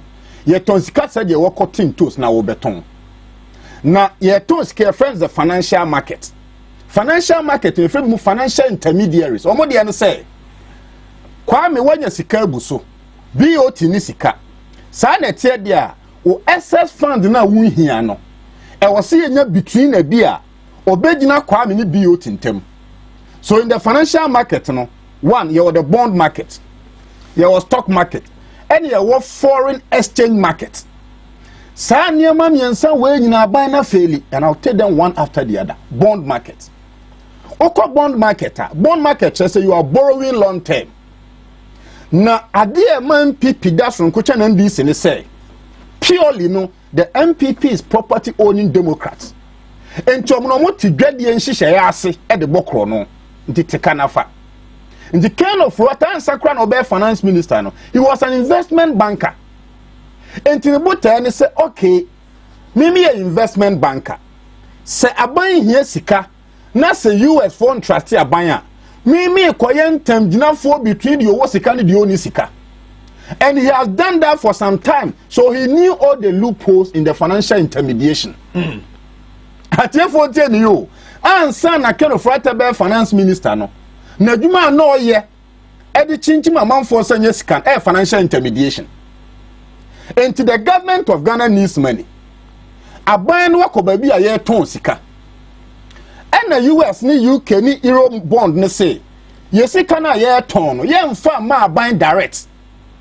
Sa aban pese ye ton sika ma no de a onko fantem ginafo bi mra. And say this kind of aban na aban anya ntua we will hold the intendina for responsible. Say aban selecting intendina for Article 284 of the Constitution, what is very instructive. Conflict of interest. Code of conduct of public officers. And I read, a public officer shall not put himself in a position where his personal interest conflicts or is likely to conflict with the performance or the functions of his office. And he said, we are finance minister, who have fiduciary duty of care to the states to disclose every single interest in the transaction you engage in. In fact, Data Bank Incorporation no, can offer 11% shares in Data Bank. And from the word go, Sabayi Kwako Bobosia, not in the space of the transaction, no, se Data Bank Bamwa, it amount to conflict on the Article 284. Chansa Duboahe. Because we were recusing who in 2015. Good. I didn't know one recuse who in 2017 up to 2022. So the argument is that Article 284, no, Kwame ended the report with the charge report now send the man in the bag. So kind with the 141, my kind in Anna Diana Mama Madrintel. Me can in answer a member. What kind the 141 page document no? The kind of rata here, you know, say, the company enterprise no. Your friend Franklin Tappington. Tappington, you be a. That is Trevor Trevgate. Good. Or no, that Franklin Tappington. Or you be a or serve in on enterprise insurance company group board or so. Or a board member. Okay. Trevgate is a board member. A board of enterprise. And now, so be issue bond on so called bond that who place it or request no market to send notice board. Now the accord to say we are self and I. Ghana ya ba beto sika o ntobi a opese utobi no fa udin bra. Okay. Now, Franklin knowing so enterprise if it be insider information. And he can may allegedly leak the information to Franklin and say, look, Jack, Trevor Trevgate. Franklin Templeton here company. So obey leak information to the company and say, Jack, yeah, but and to buy yeah no. That's say any time we say yeah, but and to share ha. What kind of report on that? Or you should release no 31st March and I do not know close no. Short time. And or you should notice in say $2.25 billion bond. Or you should ya. Or you should na or you should Franklin Templeton. Or you should 31st March. And I do not issue ya na no. Franklin to 95% of the shares. At your phone tell you. Me kwakoto sika $2.25 billion. Sika na me kwakoto no. Ayadamfo nti. Allegedly mamano inside information and or send a private email at your phone tell you what kind where a strike report or nyame na metroye 141 page report no and no issue private email to the company net here no from anopa to another 31st March 2017 no and no total 95% of the value of the bond 85% na can what can it make to the impact of the economy. And right from the word go, conflict of interest no is been implicated. DNA Bema Ken Ufrata yes sir. Number one, so financial intermediation, you have be brokerages fee. Sami kodi between a kwame opo ba wano monyom. And I see BOT koye between a mami. Sami kodi between a dia, meju between a sika. Enti kind of strategy between Ghana and the financial market. Enti obabi obepe na bra Ghana no odi ni ntobo. Enti so nya oba ne ho efo oba ne ho otan yo on the odi ni sika. Enti ade baako a ama yen debt portfolio na kosoro no say enye bosia na hia Ghana but on consistent basis no bosia bia na obo no as a betweener for the state or any commission. Abra ono na finance minister. Ono na finance minister. Ono na chair commission no. Ana sa commission no awotu a say twa ma ono na good and the company now and the former company. Let me take what you for to another serious thing, policy rate. Kwame policy rate no ma increase no. Enye Ghana for year dem na be serve you. So increase policy rate no idea bad there. Policy rate no say mako school dodo. Central bank ni. Kwame central bank ni. The public ni. And a central bank say me ton sika de ma commercial banks, rural banks, other banks. Na se me a Central Bank of Ghana, me ton sika de ama other banks a. Insi ho me di si ho no ne friend policy rate. It is Central Bank, a bank for the brayer na mo friend say interest. Aha, nti o ma se sambrofo no. And na bank for friend the base rate. I'll come to that. Enti se Central Bank no any individual say deal. They deal with banks, commercial, rural, savings, loan, microfinance. And you see, some meton sika di amamo other banks na rate amede mamo no should be not less than 22%. Okay. Central other banks ne koji sika no a wholesale. Enti GCB, ADB, NAB nso akoji sika no retail. Onso ji sika no ono nso ba beton di ama individual firms, household. Enti at that level no or on the base rate wo. Don't forget it's a free be risk premium, moral hazard. Obi bedebo se oji bi wentua. Enti se other banks ni jisika no a they will put on board omo charges another cost. Now give you back to lending rates. Anytime a bank increase the policy rate no, it will attract investors for the government. But to the local market no, it be increase the lending rates. Amount for who betchire omo. Cause omo timi ko bobusia no. Fantastic. Oba eye bobusia. Eye tramene. Enti to the government no or the policy rate no attract investors. Because at any material moment every investor want to see say your policy rate should be higher than your inflationary rates. I repeat on your show. Every investor be at the sika about money. They want to see say the policy rate of the country should be higher than your inflationary because and then inflation is 31.7%. 32, good. Now, policy rate is 22%. It means we invest, you have a negative returns on your investment. Negative 10. And to abandon the policy rate in air attracting investors, mumra market. Now, let me take you to another side of our report. Our increase will be capital reserve requirement. CRR, capital reserve requirement. And they say, so when your bank now be a banker, now minimum requirement be a 400 million Ghana cedi. A bank back will say, ja emu percent be fatu mi vote na India dancer say you have the capacity. And now you can say no. According to the Monetary Policy Committee report, no, or be increasing that reserve no from 12% to 15% by end of November. The negative impact they say it will a best strangulate a better liquidity free system no. Entinka sikanka ADB NIB edebe bobo sia matemamufo no aban ji sa sika nyina kogu omu votum eba no sana ebe ma loan hu bekọ atwe eba no sano a the interest on borrowing will go up and this a businessman no yire no ho timinya bosia ni bi no de be produce ade amatemamufo a obe transfer that cost no to the last consumer. And you see what we said the matremu nyina no self-inflated. And you see, omo calculate at the end of year. Because no one say it will get to a point that they will go into opposition. But also omo create system here and son on the opposition no more control the financial market. And in that the omo ye no enye me no ye die mo. Because kwame ka common sense better o say we abanya matimamufo ho ntom.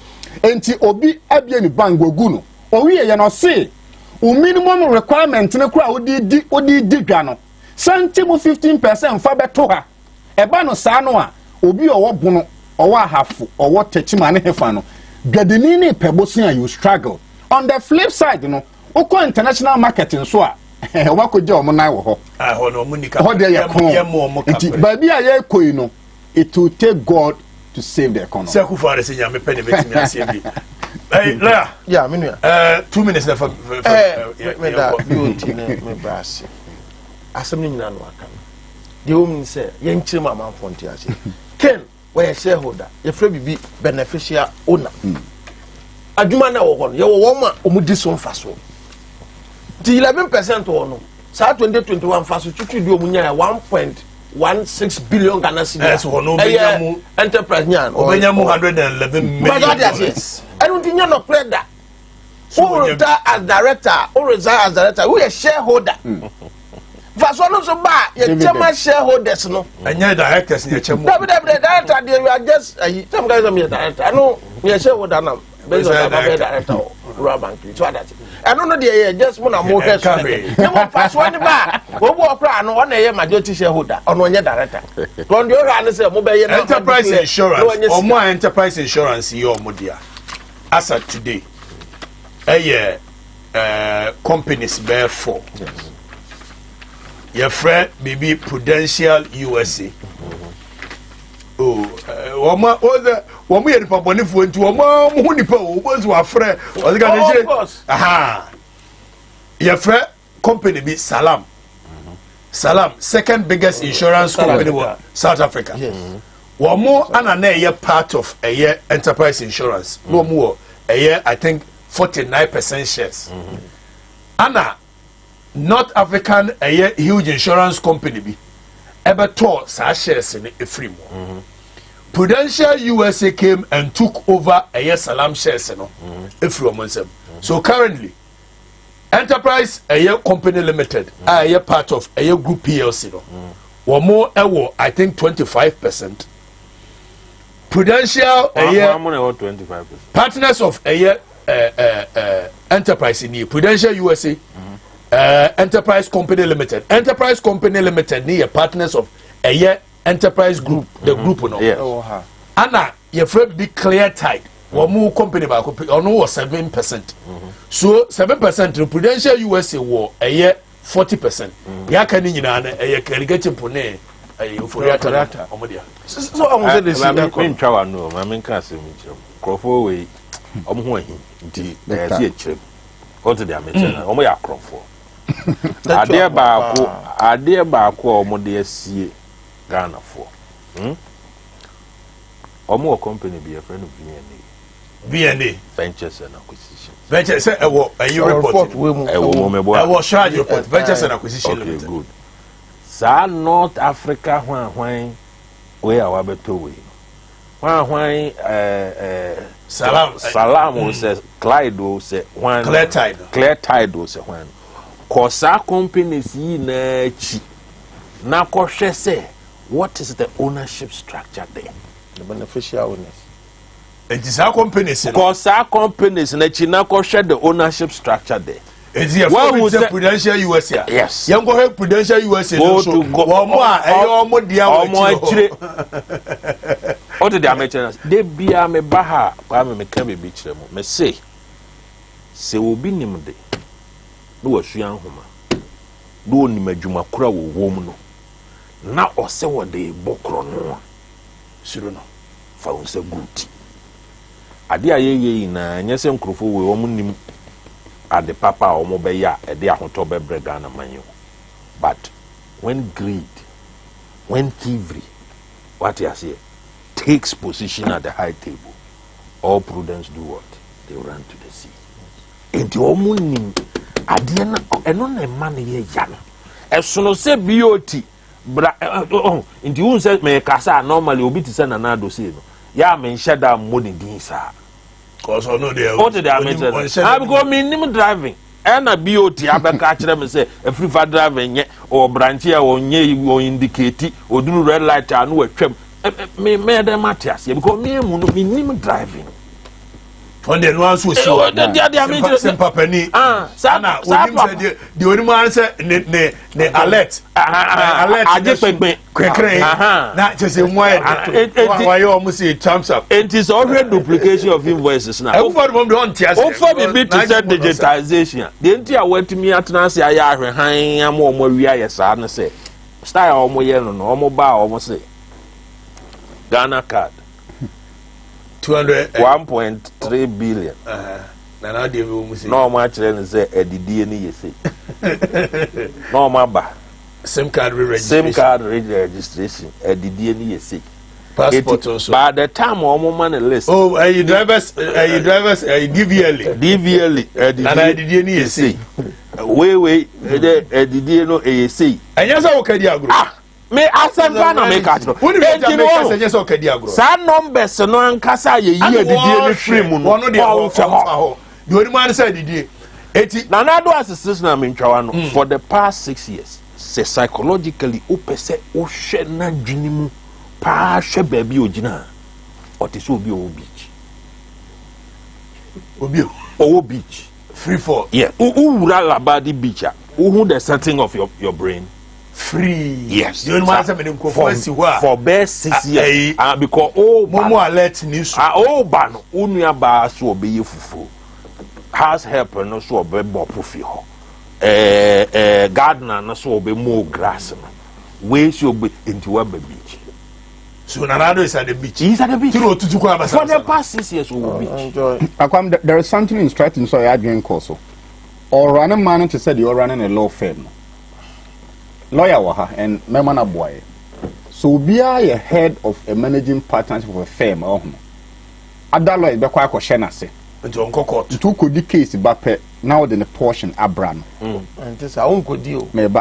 This kind of case about the corner.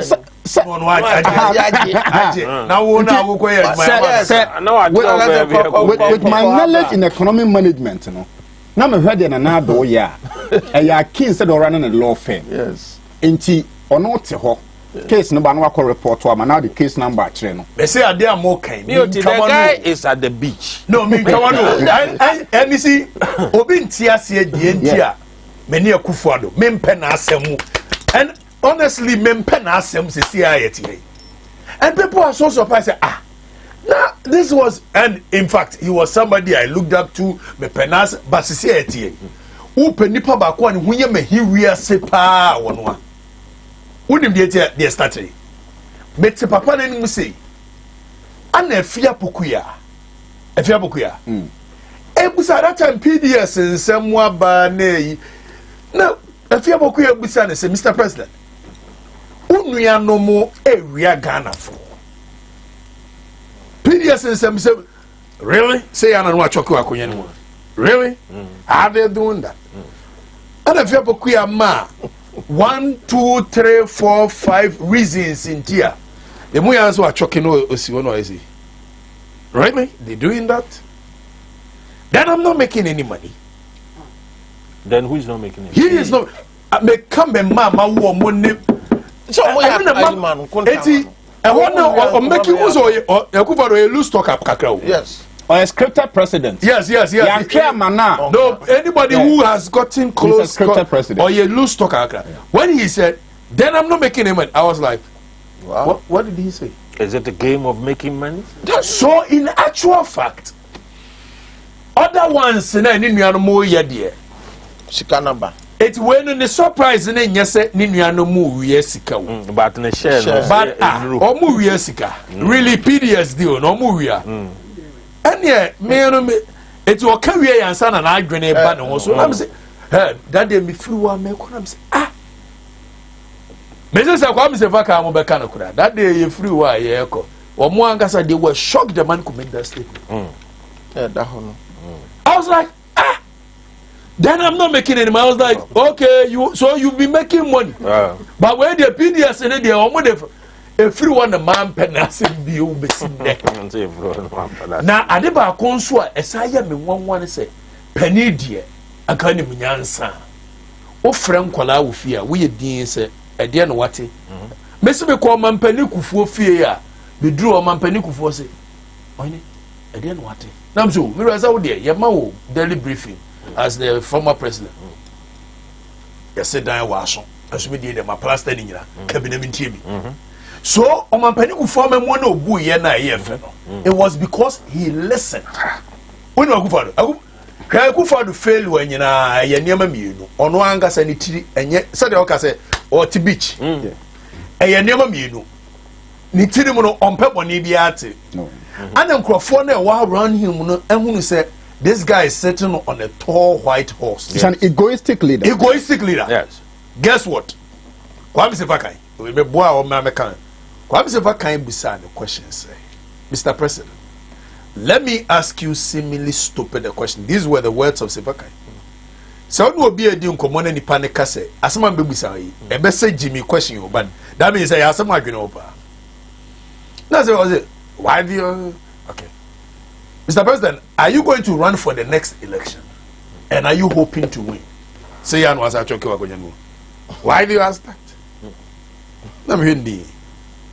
That's what I say. Oh, all of us here, we are the pulse of the nation. Oh, he is the pulse. We sit morning after. You are not the pulse of the nation. I am the pulse of the nation. I sit here, I have the BN, I have National Security Police. I have no idea. I have the BN, I have the National Security, I have the Ghana Police. They give me daily briefings every day. I have been around the country more than 20 times since I became president.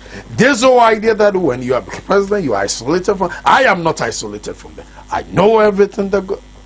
That they made it in and say I have supported somebody I should never have supported.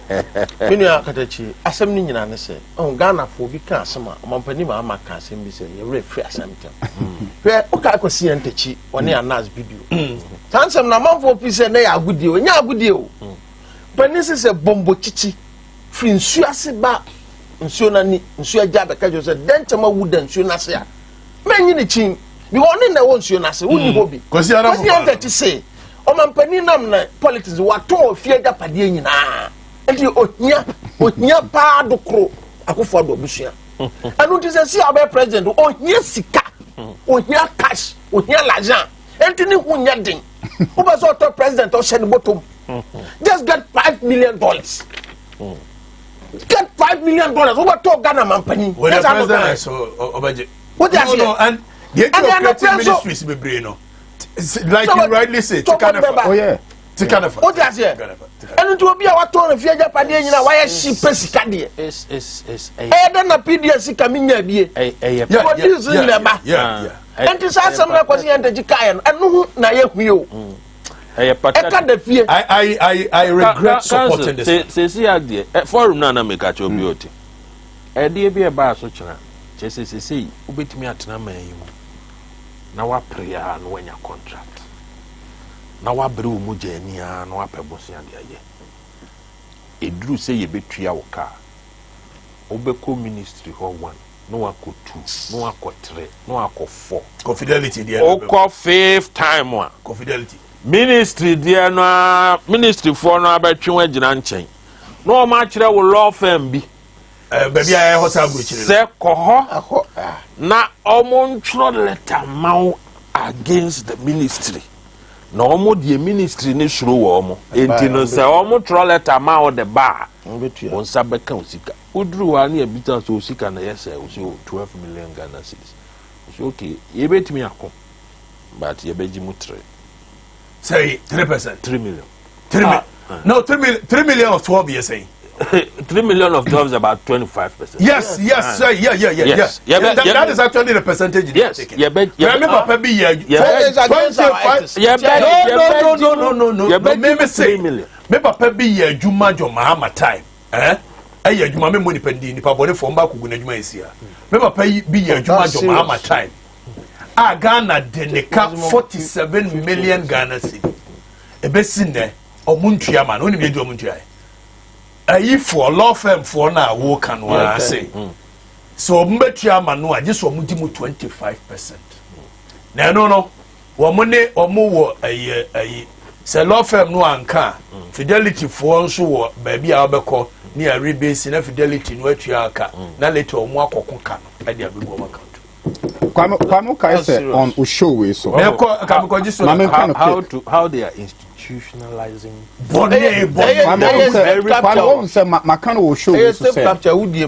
The kind of hole a Akufo-Addo government is creating. The next government a bet to keep 50 years to fail it. And any pantias here. You see, but you are more there and Ghana, when you have money, you control minds. Oh, that's and it's almost core position. They can even determine how parliament should be run. And I'll tell you something. Allegedly, Gabi might contest for a seat in Eastern Region. And should MPP retain the next election, he is eyeing to be the Speaker of Parliament in Ghana. Mark it on this show. I repeat, Gloria Gabi Ochedako allegedly is eyeing for a seat in Eastern Region. And should the MPP retain the next election, Gabi is eyeing to be the next Speaker of Parliament in Ghana. Beauty, exercise infidelity. Whether retaining the next beauty, me can't miss a park with Siadaka. A come about woo year last year. See ye mubikiasia, these people just will I love the motivation. Nobody from Momo family will get closer to power in this country ever after Kufuor. And then what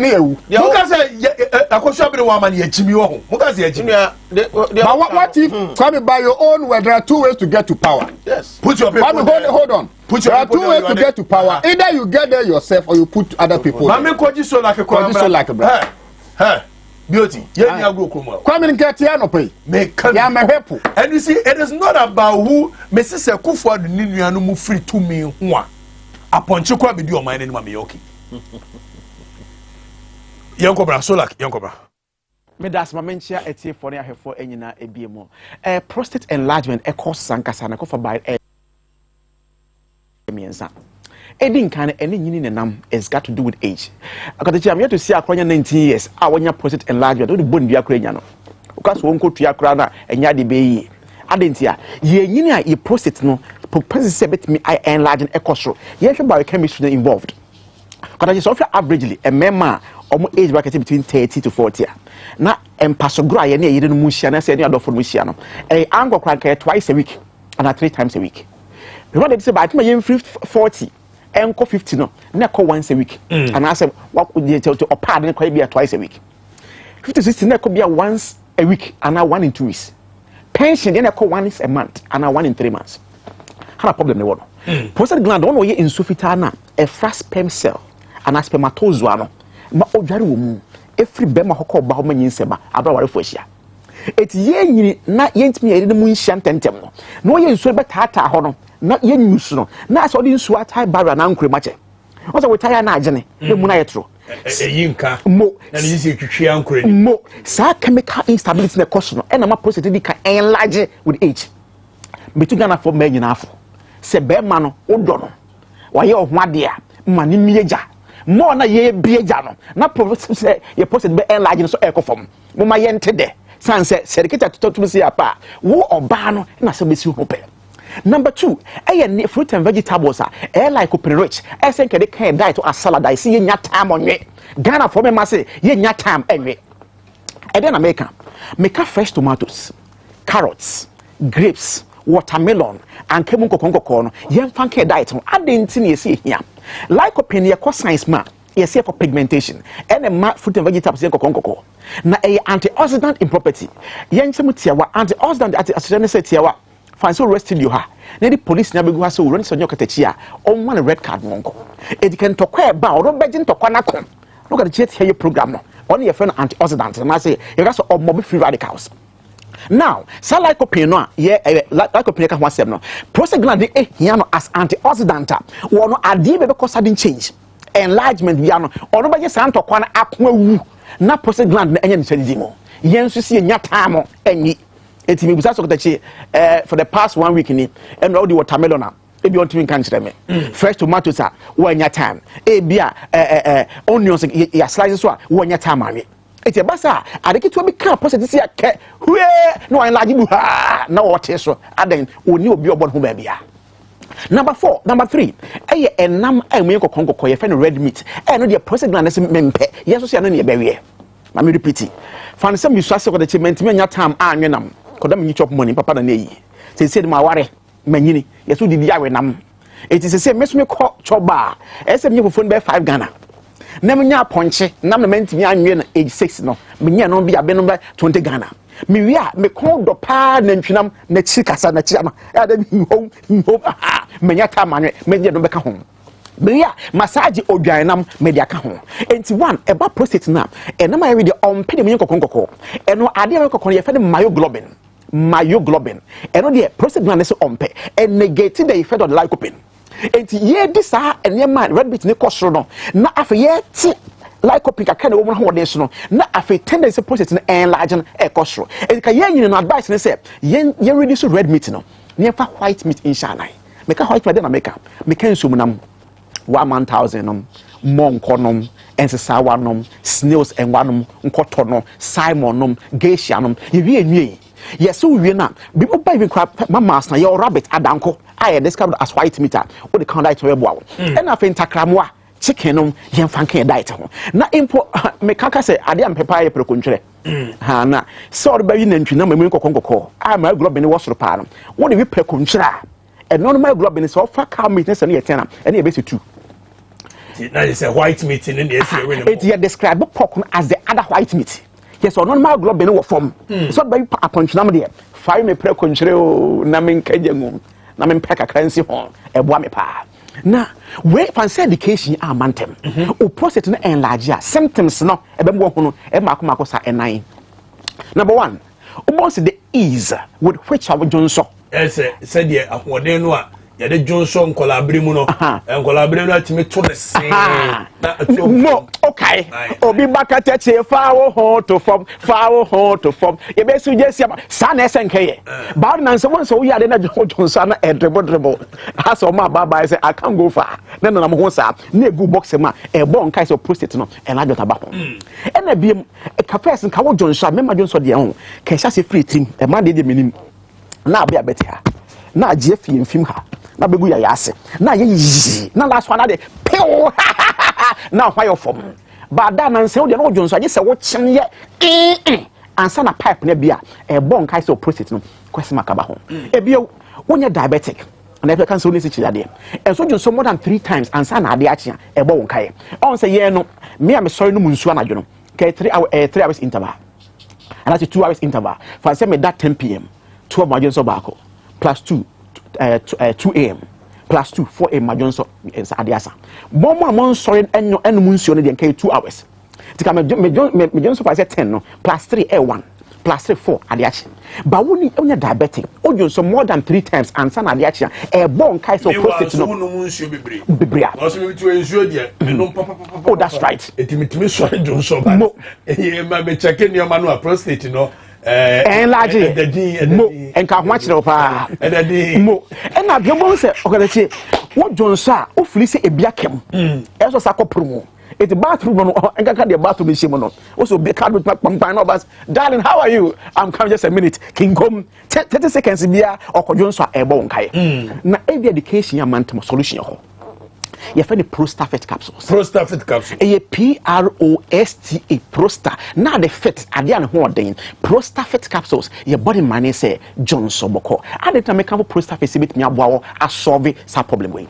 2004 Professor Kofi Anyanko Papa ne krensi ye wo se Ghana ha e mema na fi na nka first pa prostate na 50 years ekro e san ntima me de ma ne ye nini message ntinom ati about 35 and 30 we say a solution is say nya alternative medicine bet me aboa a resolve issue na nya bi one ye fa saponin ba ko a e herbal material ma bone say anti-inflammatory inflammation ade a hyensuo anti-inflammatory ade a twese nsuo no e to kota nya la so to ebo tv no from tia say come say o blood adjun so twene ni urethra ni prostate gland I mean second ha it's mo bia e wo ho round mo this prostate gland I say kankoi say stretch ya almost outside the stretch na inside the stretch okay the inside the stretch be kan facade we e be kan mia no pipe na Johnson fam no it na wo chim ye asa na pipe na asa na bie no sa sapon de na ekoye de ekoye ne say e be twinsuo na akota we mu no na e reduce a pulling it back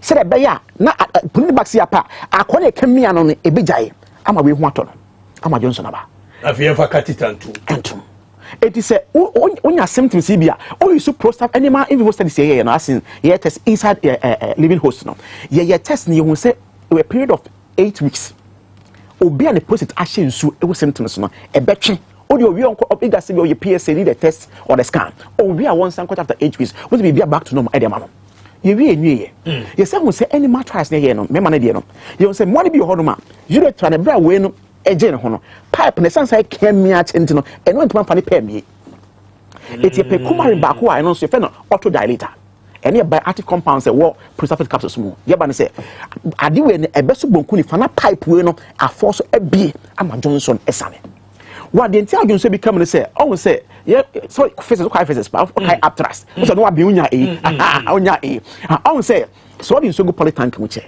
na wi aboso na anyema condition be create for the abstract e pull force it means sake polytank na sin cost she means say polytank na sin and na what the NCC no aside cost because I say it is a Johnson go ade we mu na the whole above whole we pay and be from aba what about Johnson about tired this and this and better me aba it now Johnson for this be akemo no now tapping on back a war prostate capsule dey ba say and on a resolve side we a soft muscle tendons no na ajiaba na Johnson go ma na pasa it the prostate capsules your body man say Johnson boko oh no for the rest of your life ya nyane say when your symptoms ya oh you so prostate for 8 weeks oh you afi biem no say you so prostate no for 6 weeks let me repeat when your symptoms see financial catheter the entire almost catheter no prostate eyi ne say one autodilator no enso ne twe na pipe ni bia obon sa fe do be na dia shell no Johnson be fa pipe ne fa ho so say kwan na bi it was a 6 weeks na fe no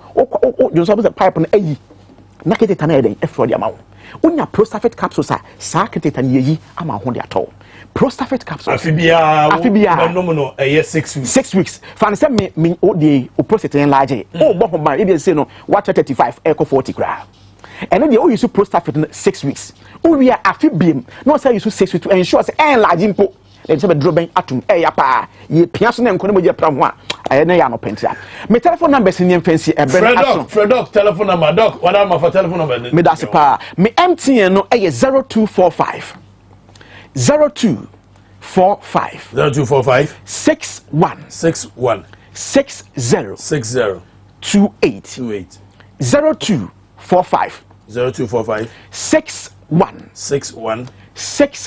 60 28 0245 61 60 28 say no e busy from airtel san say kete tan tum say pe e feje dum anajo no say fon kojo ato ensori biem e ha dwen pa anhwa se be kan no do eni kwa se basa fe no e busy from airtel no eno say 0261 73 62 63 0261 73 62 63 kai say a prostate capsules your body man say Johnson boko no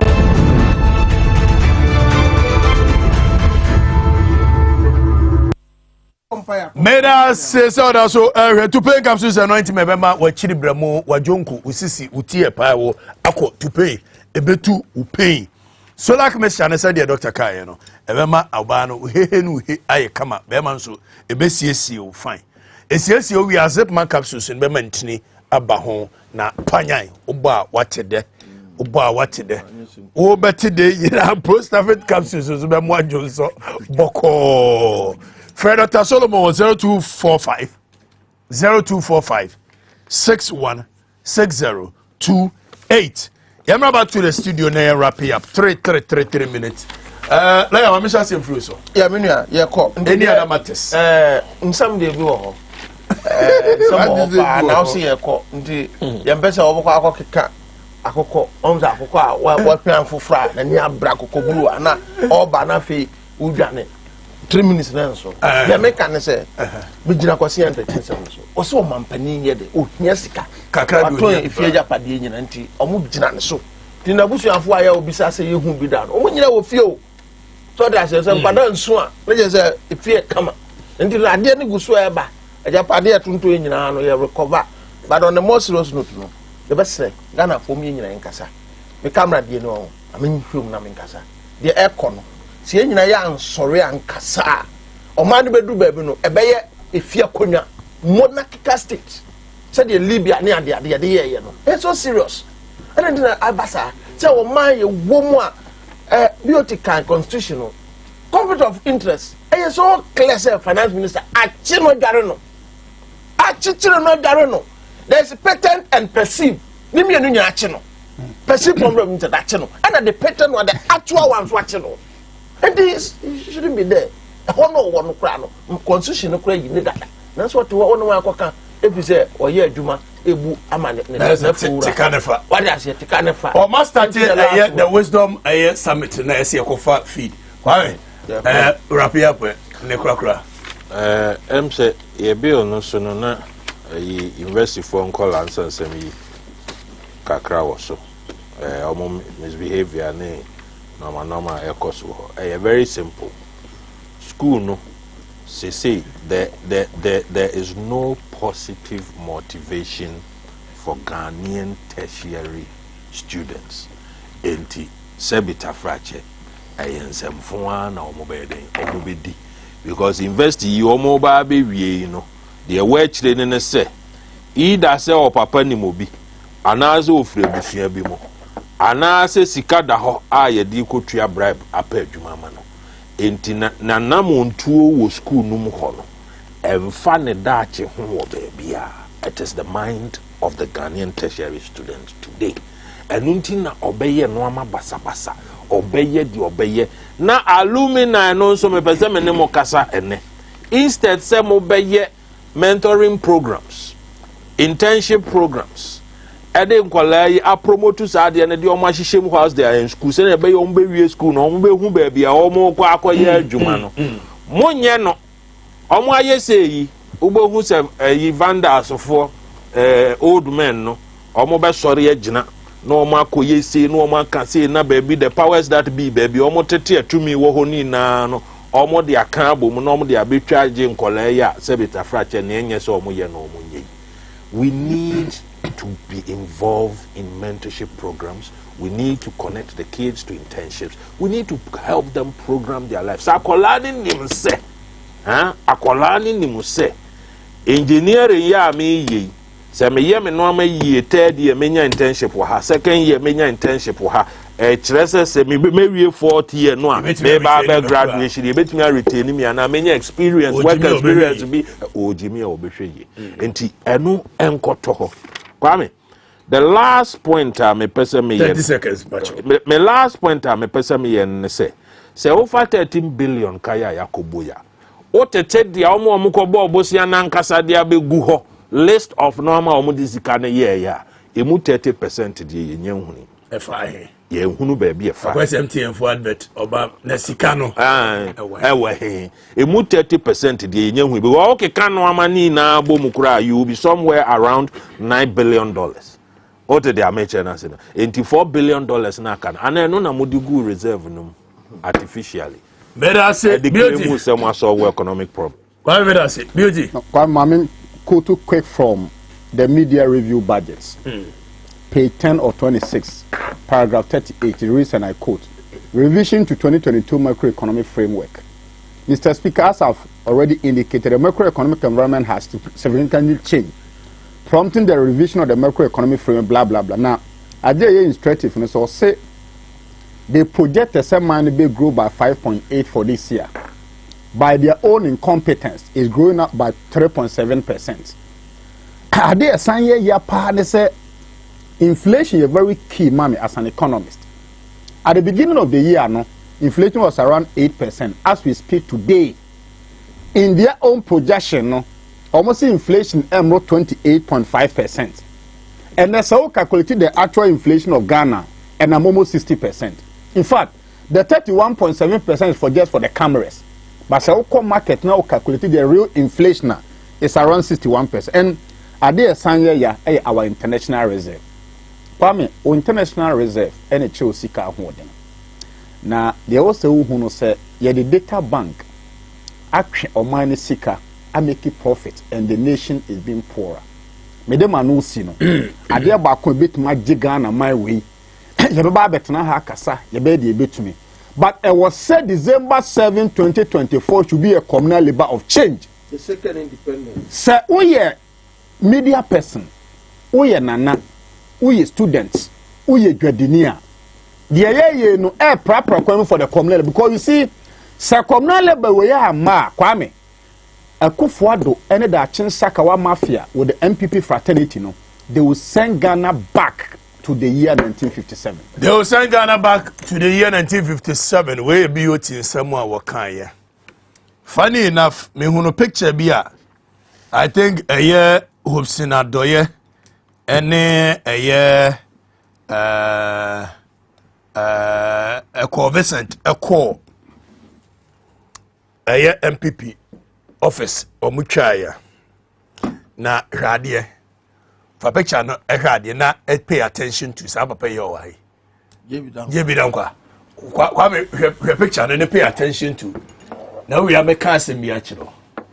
So not only are these people trying so hard they say womode eye jebi dankwa be she so na the founder of the nation nemo they are trying so hard they say MPP no a yet ye na jebi dankwa ni babia no and no koduru MPP office MPP for officer JB down kwa picture and a bo a yes soro Emma Buzia ne SD Dombo ne SG Anto and to her Buzia ye the Buzia bonchain ye de a Victor Usuma bonchain and ye the JB down kwa bo middle was soro say he said JB down kwa na founder of MPP ye be kan okore na mini krum ha and ye di founders day no emfaso bi ani so aban bia ye benya no ebesesa enye Kufuado aban sa 4th August ni nyanse bi anim sa mo the 4th August ana JB da nkwati UGCC ambetimi atena chebi na ma celebrate da ye ti UGCC de mom ye Ghana for the enim said da ye nya ye fa hodie kron eye July 1st 1960 and ye republic finito again Ghana ye ni founders bia who oko South Africa ebi beyebi. The father of South Africa is Nelson Mandela. Oko eye Tanganyika eye Tanzania. And Steve Biko na zenke Julius Kambarara Nyerere is the father of Tanzania. Yes. Uko drew eye you can say Cuba. Cuba nya eye the likes of eye Camilo Fusiangomo Thomas Estrada Wamu ombe president. But the father of Cuba is Fidel Castro. Yes. Who go to America? The father of America, George Washington, period. Nobody can take that away. Every nation has a father. Kenya, the great Kenya, Jomo Kenyatta. Oko Togo, Olympio Silvanus. Yes. Period. Oko Drew Yame Biaso. Oko Mozambique. Samora Marcel is the father of Mozambique. Oko Libya. Muammar al-Gaddafi is the father of Libya. Patrice Lumumba. No matter how you want to change a history, Kwame Nkrumah is the father of the nation. JB Dankwa, MPP 1 TB. Yeti MPP nipa 5 we share here. When we the highest political position regional chairman. Ain't one want to mean and what you say. No, it's a fact. I Abranaa regional chairman. JB Dankwa is not the founder and the father of Ghana. JB Dankwa is not the founder and father of a MPP. MPP no more mote no. Buzia, Bafos Akutu, SG Anto, Modesto Apalu, you can say, there were 5 people. One MPP. JB Dankwa and play Rubia. By 1954, na JB Dankwa UGCC no. Egu. Eti mesere mo yen distorted history. Akufuado mu free so 4th August no nyansa bia ni yebetwam. Yebesa come back to 1st July near the Republic Day. Yes. Bo pa monye de mbesa mo yebia ha ana nyansa. Ewo midido Okatakyie Afrifa-Mensah. Bakawie is a statement of fact. Yekọ next week yebesa ba. Until then, Otwedi Ampo Kwame tete kwa form basafu yadom. Onhira mo nyina.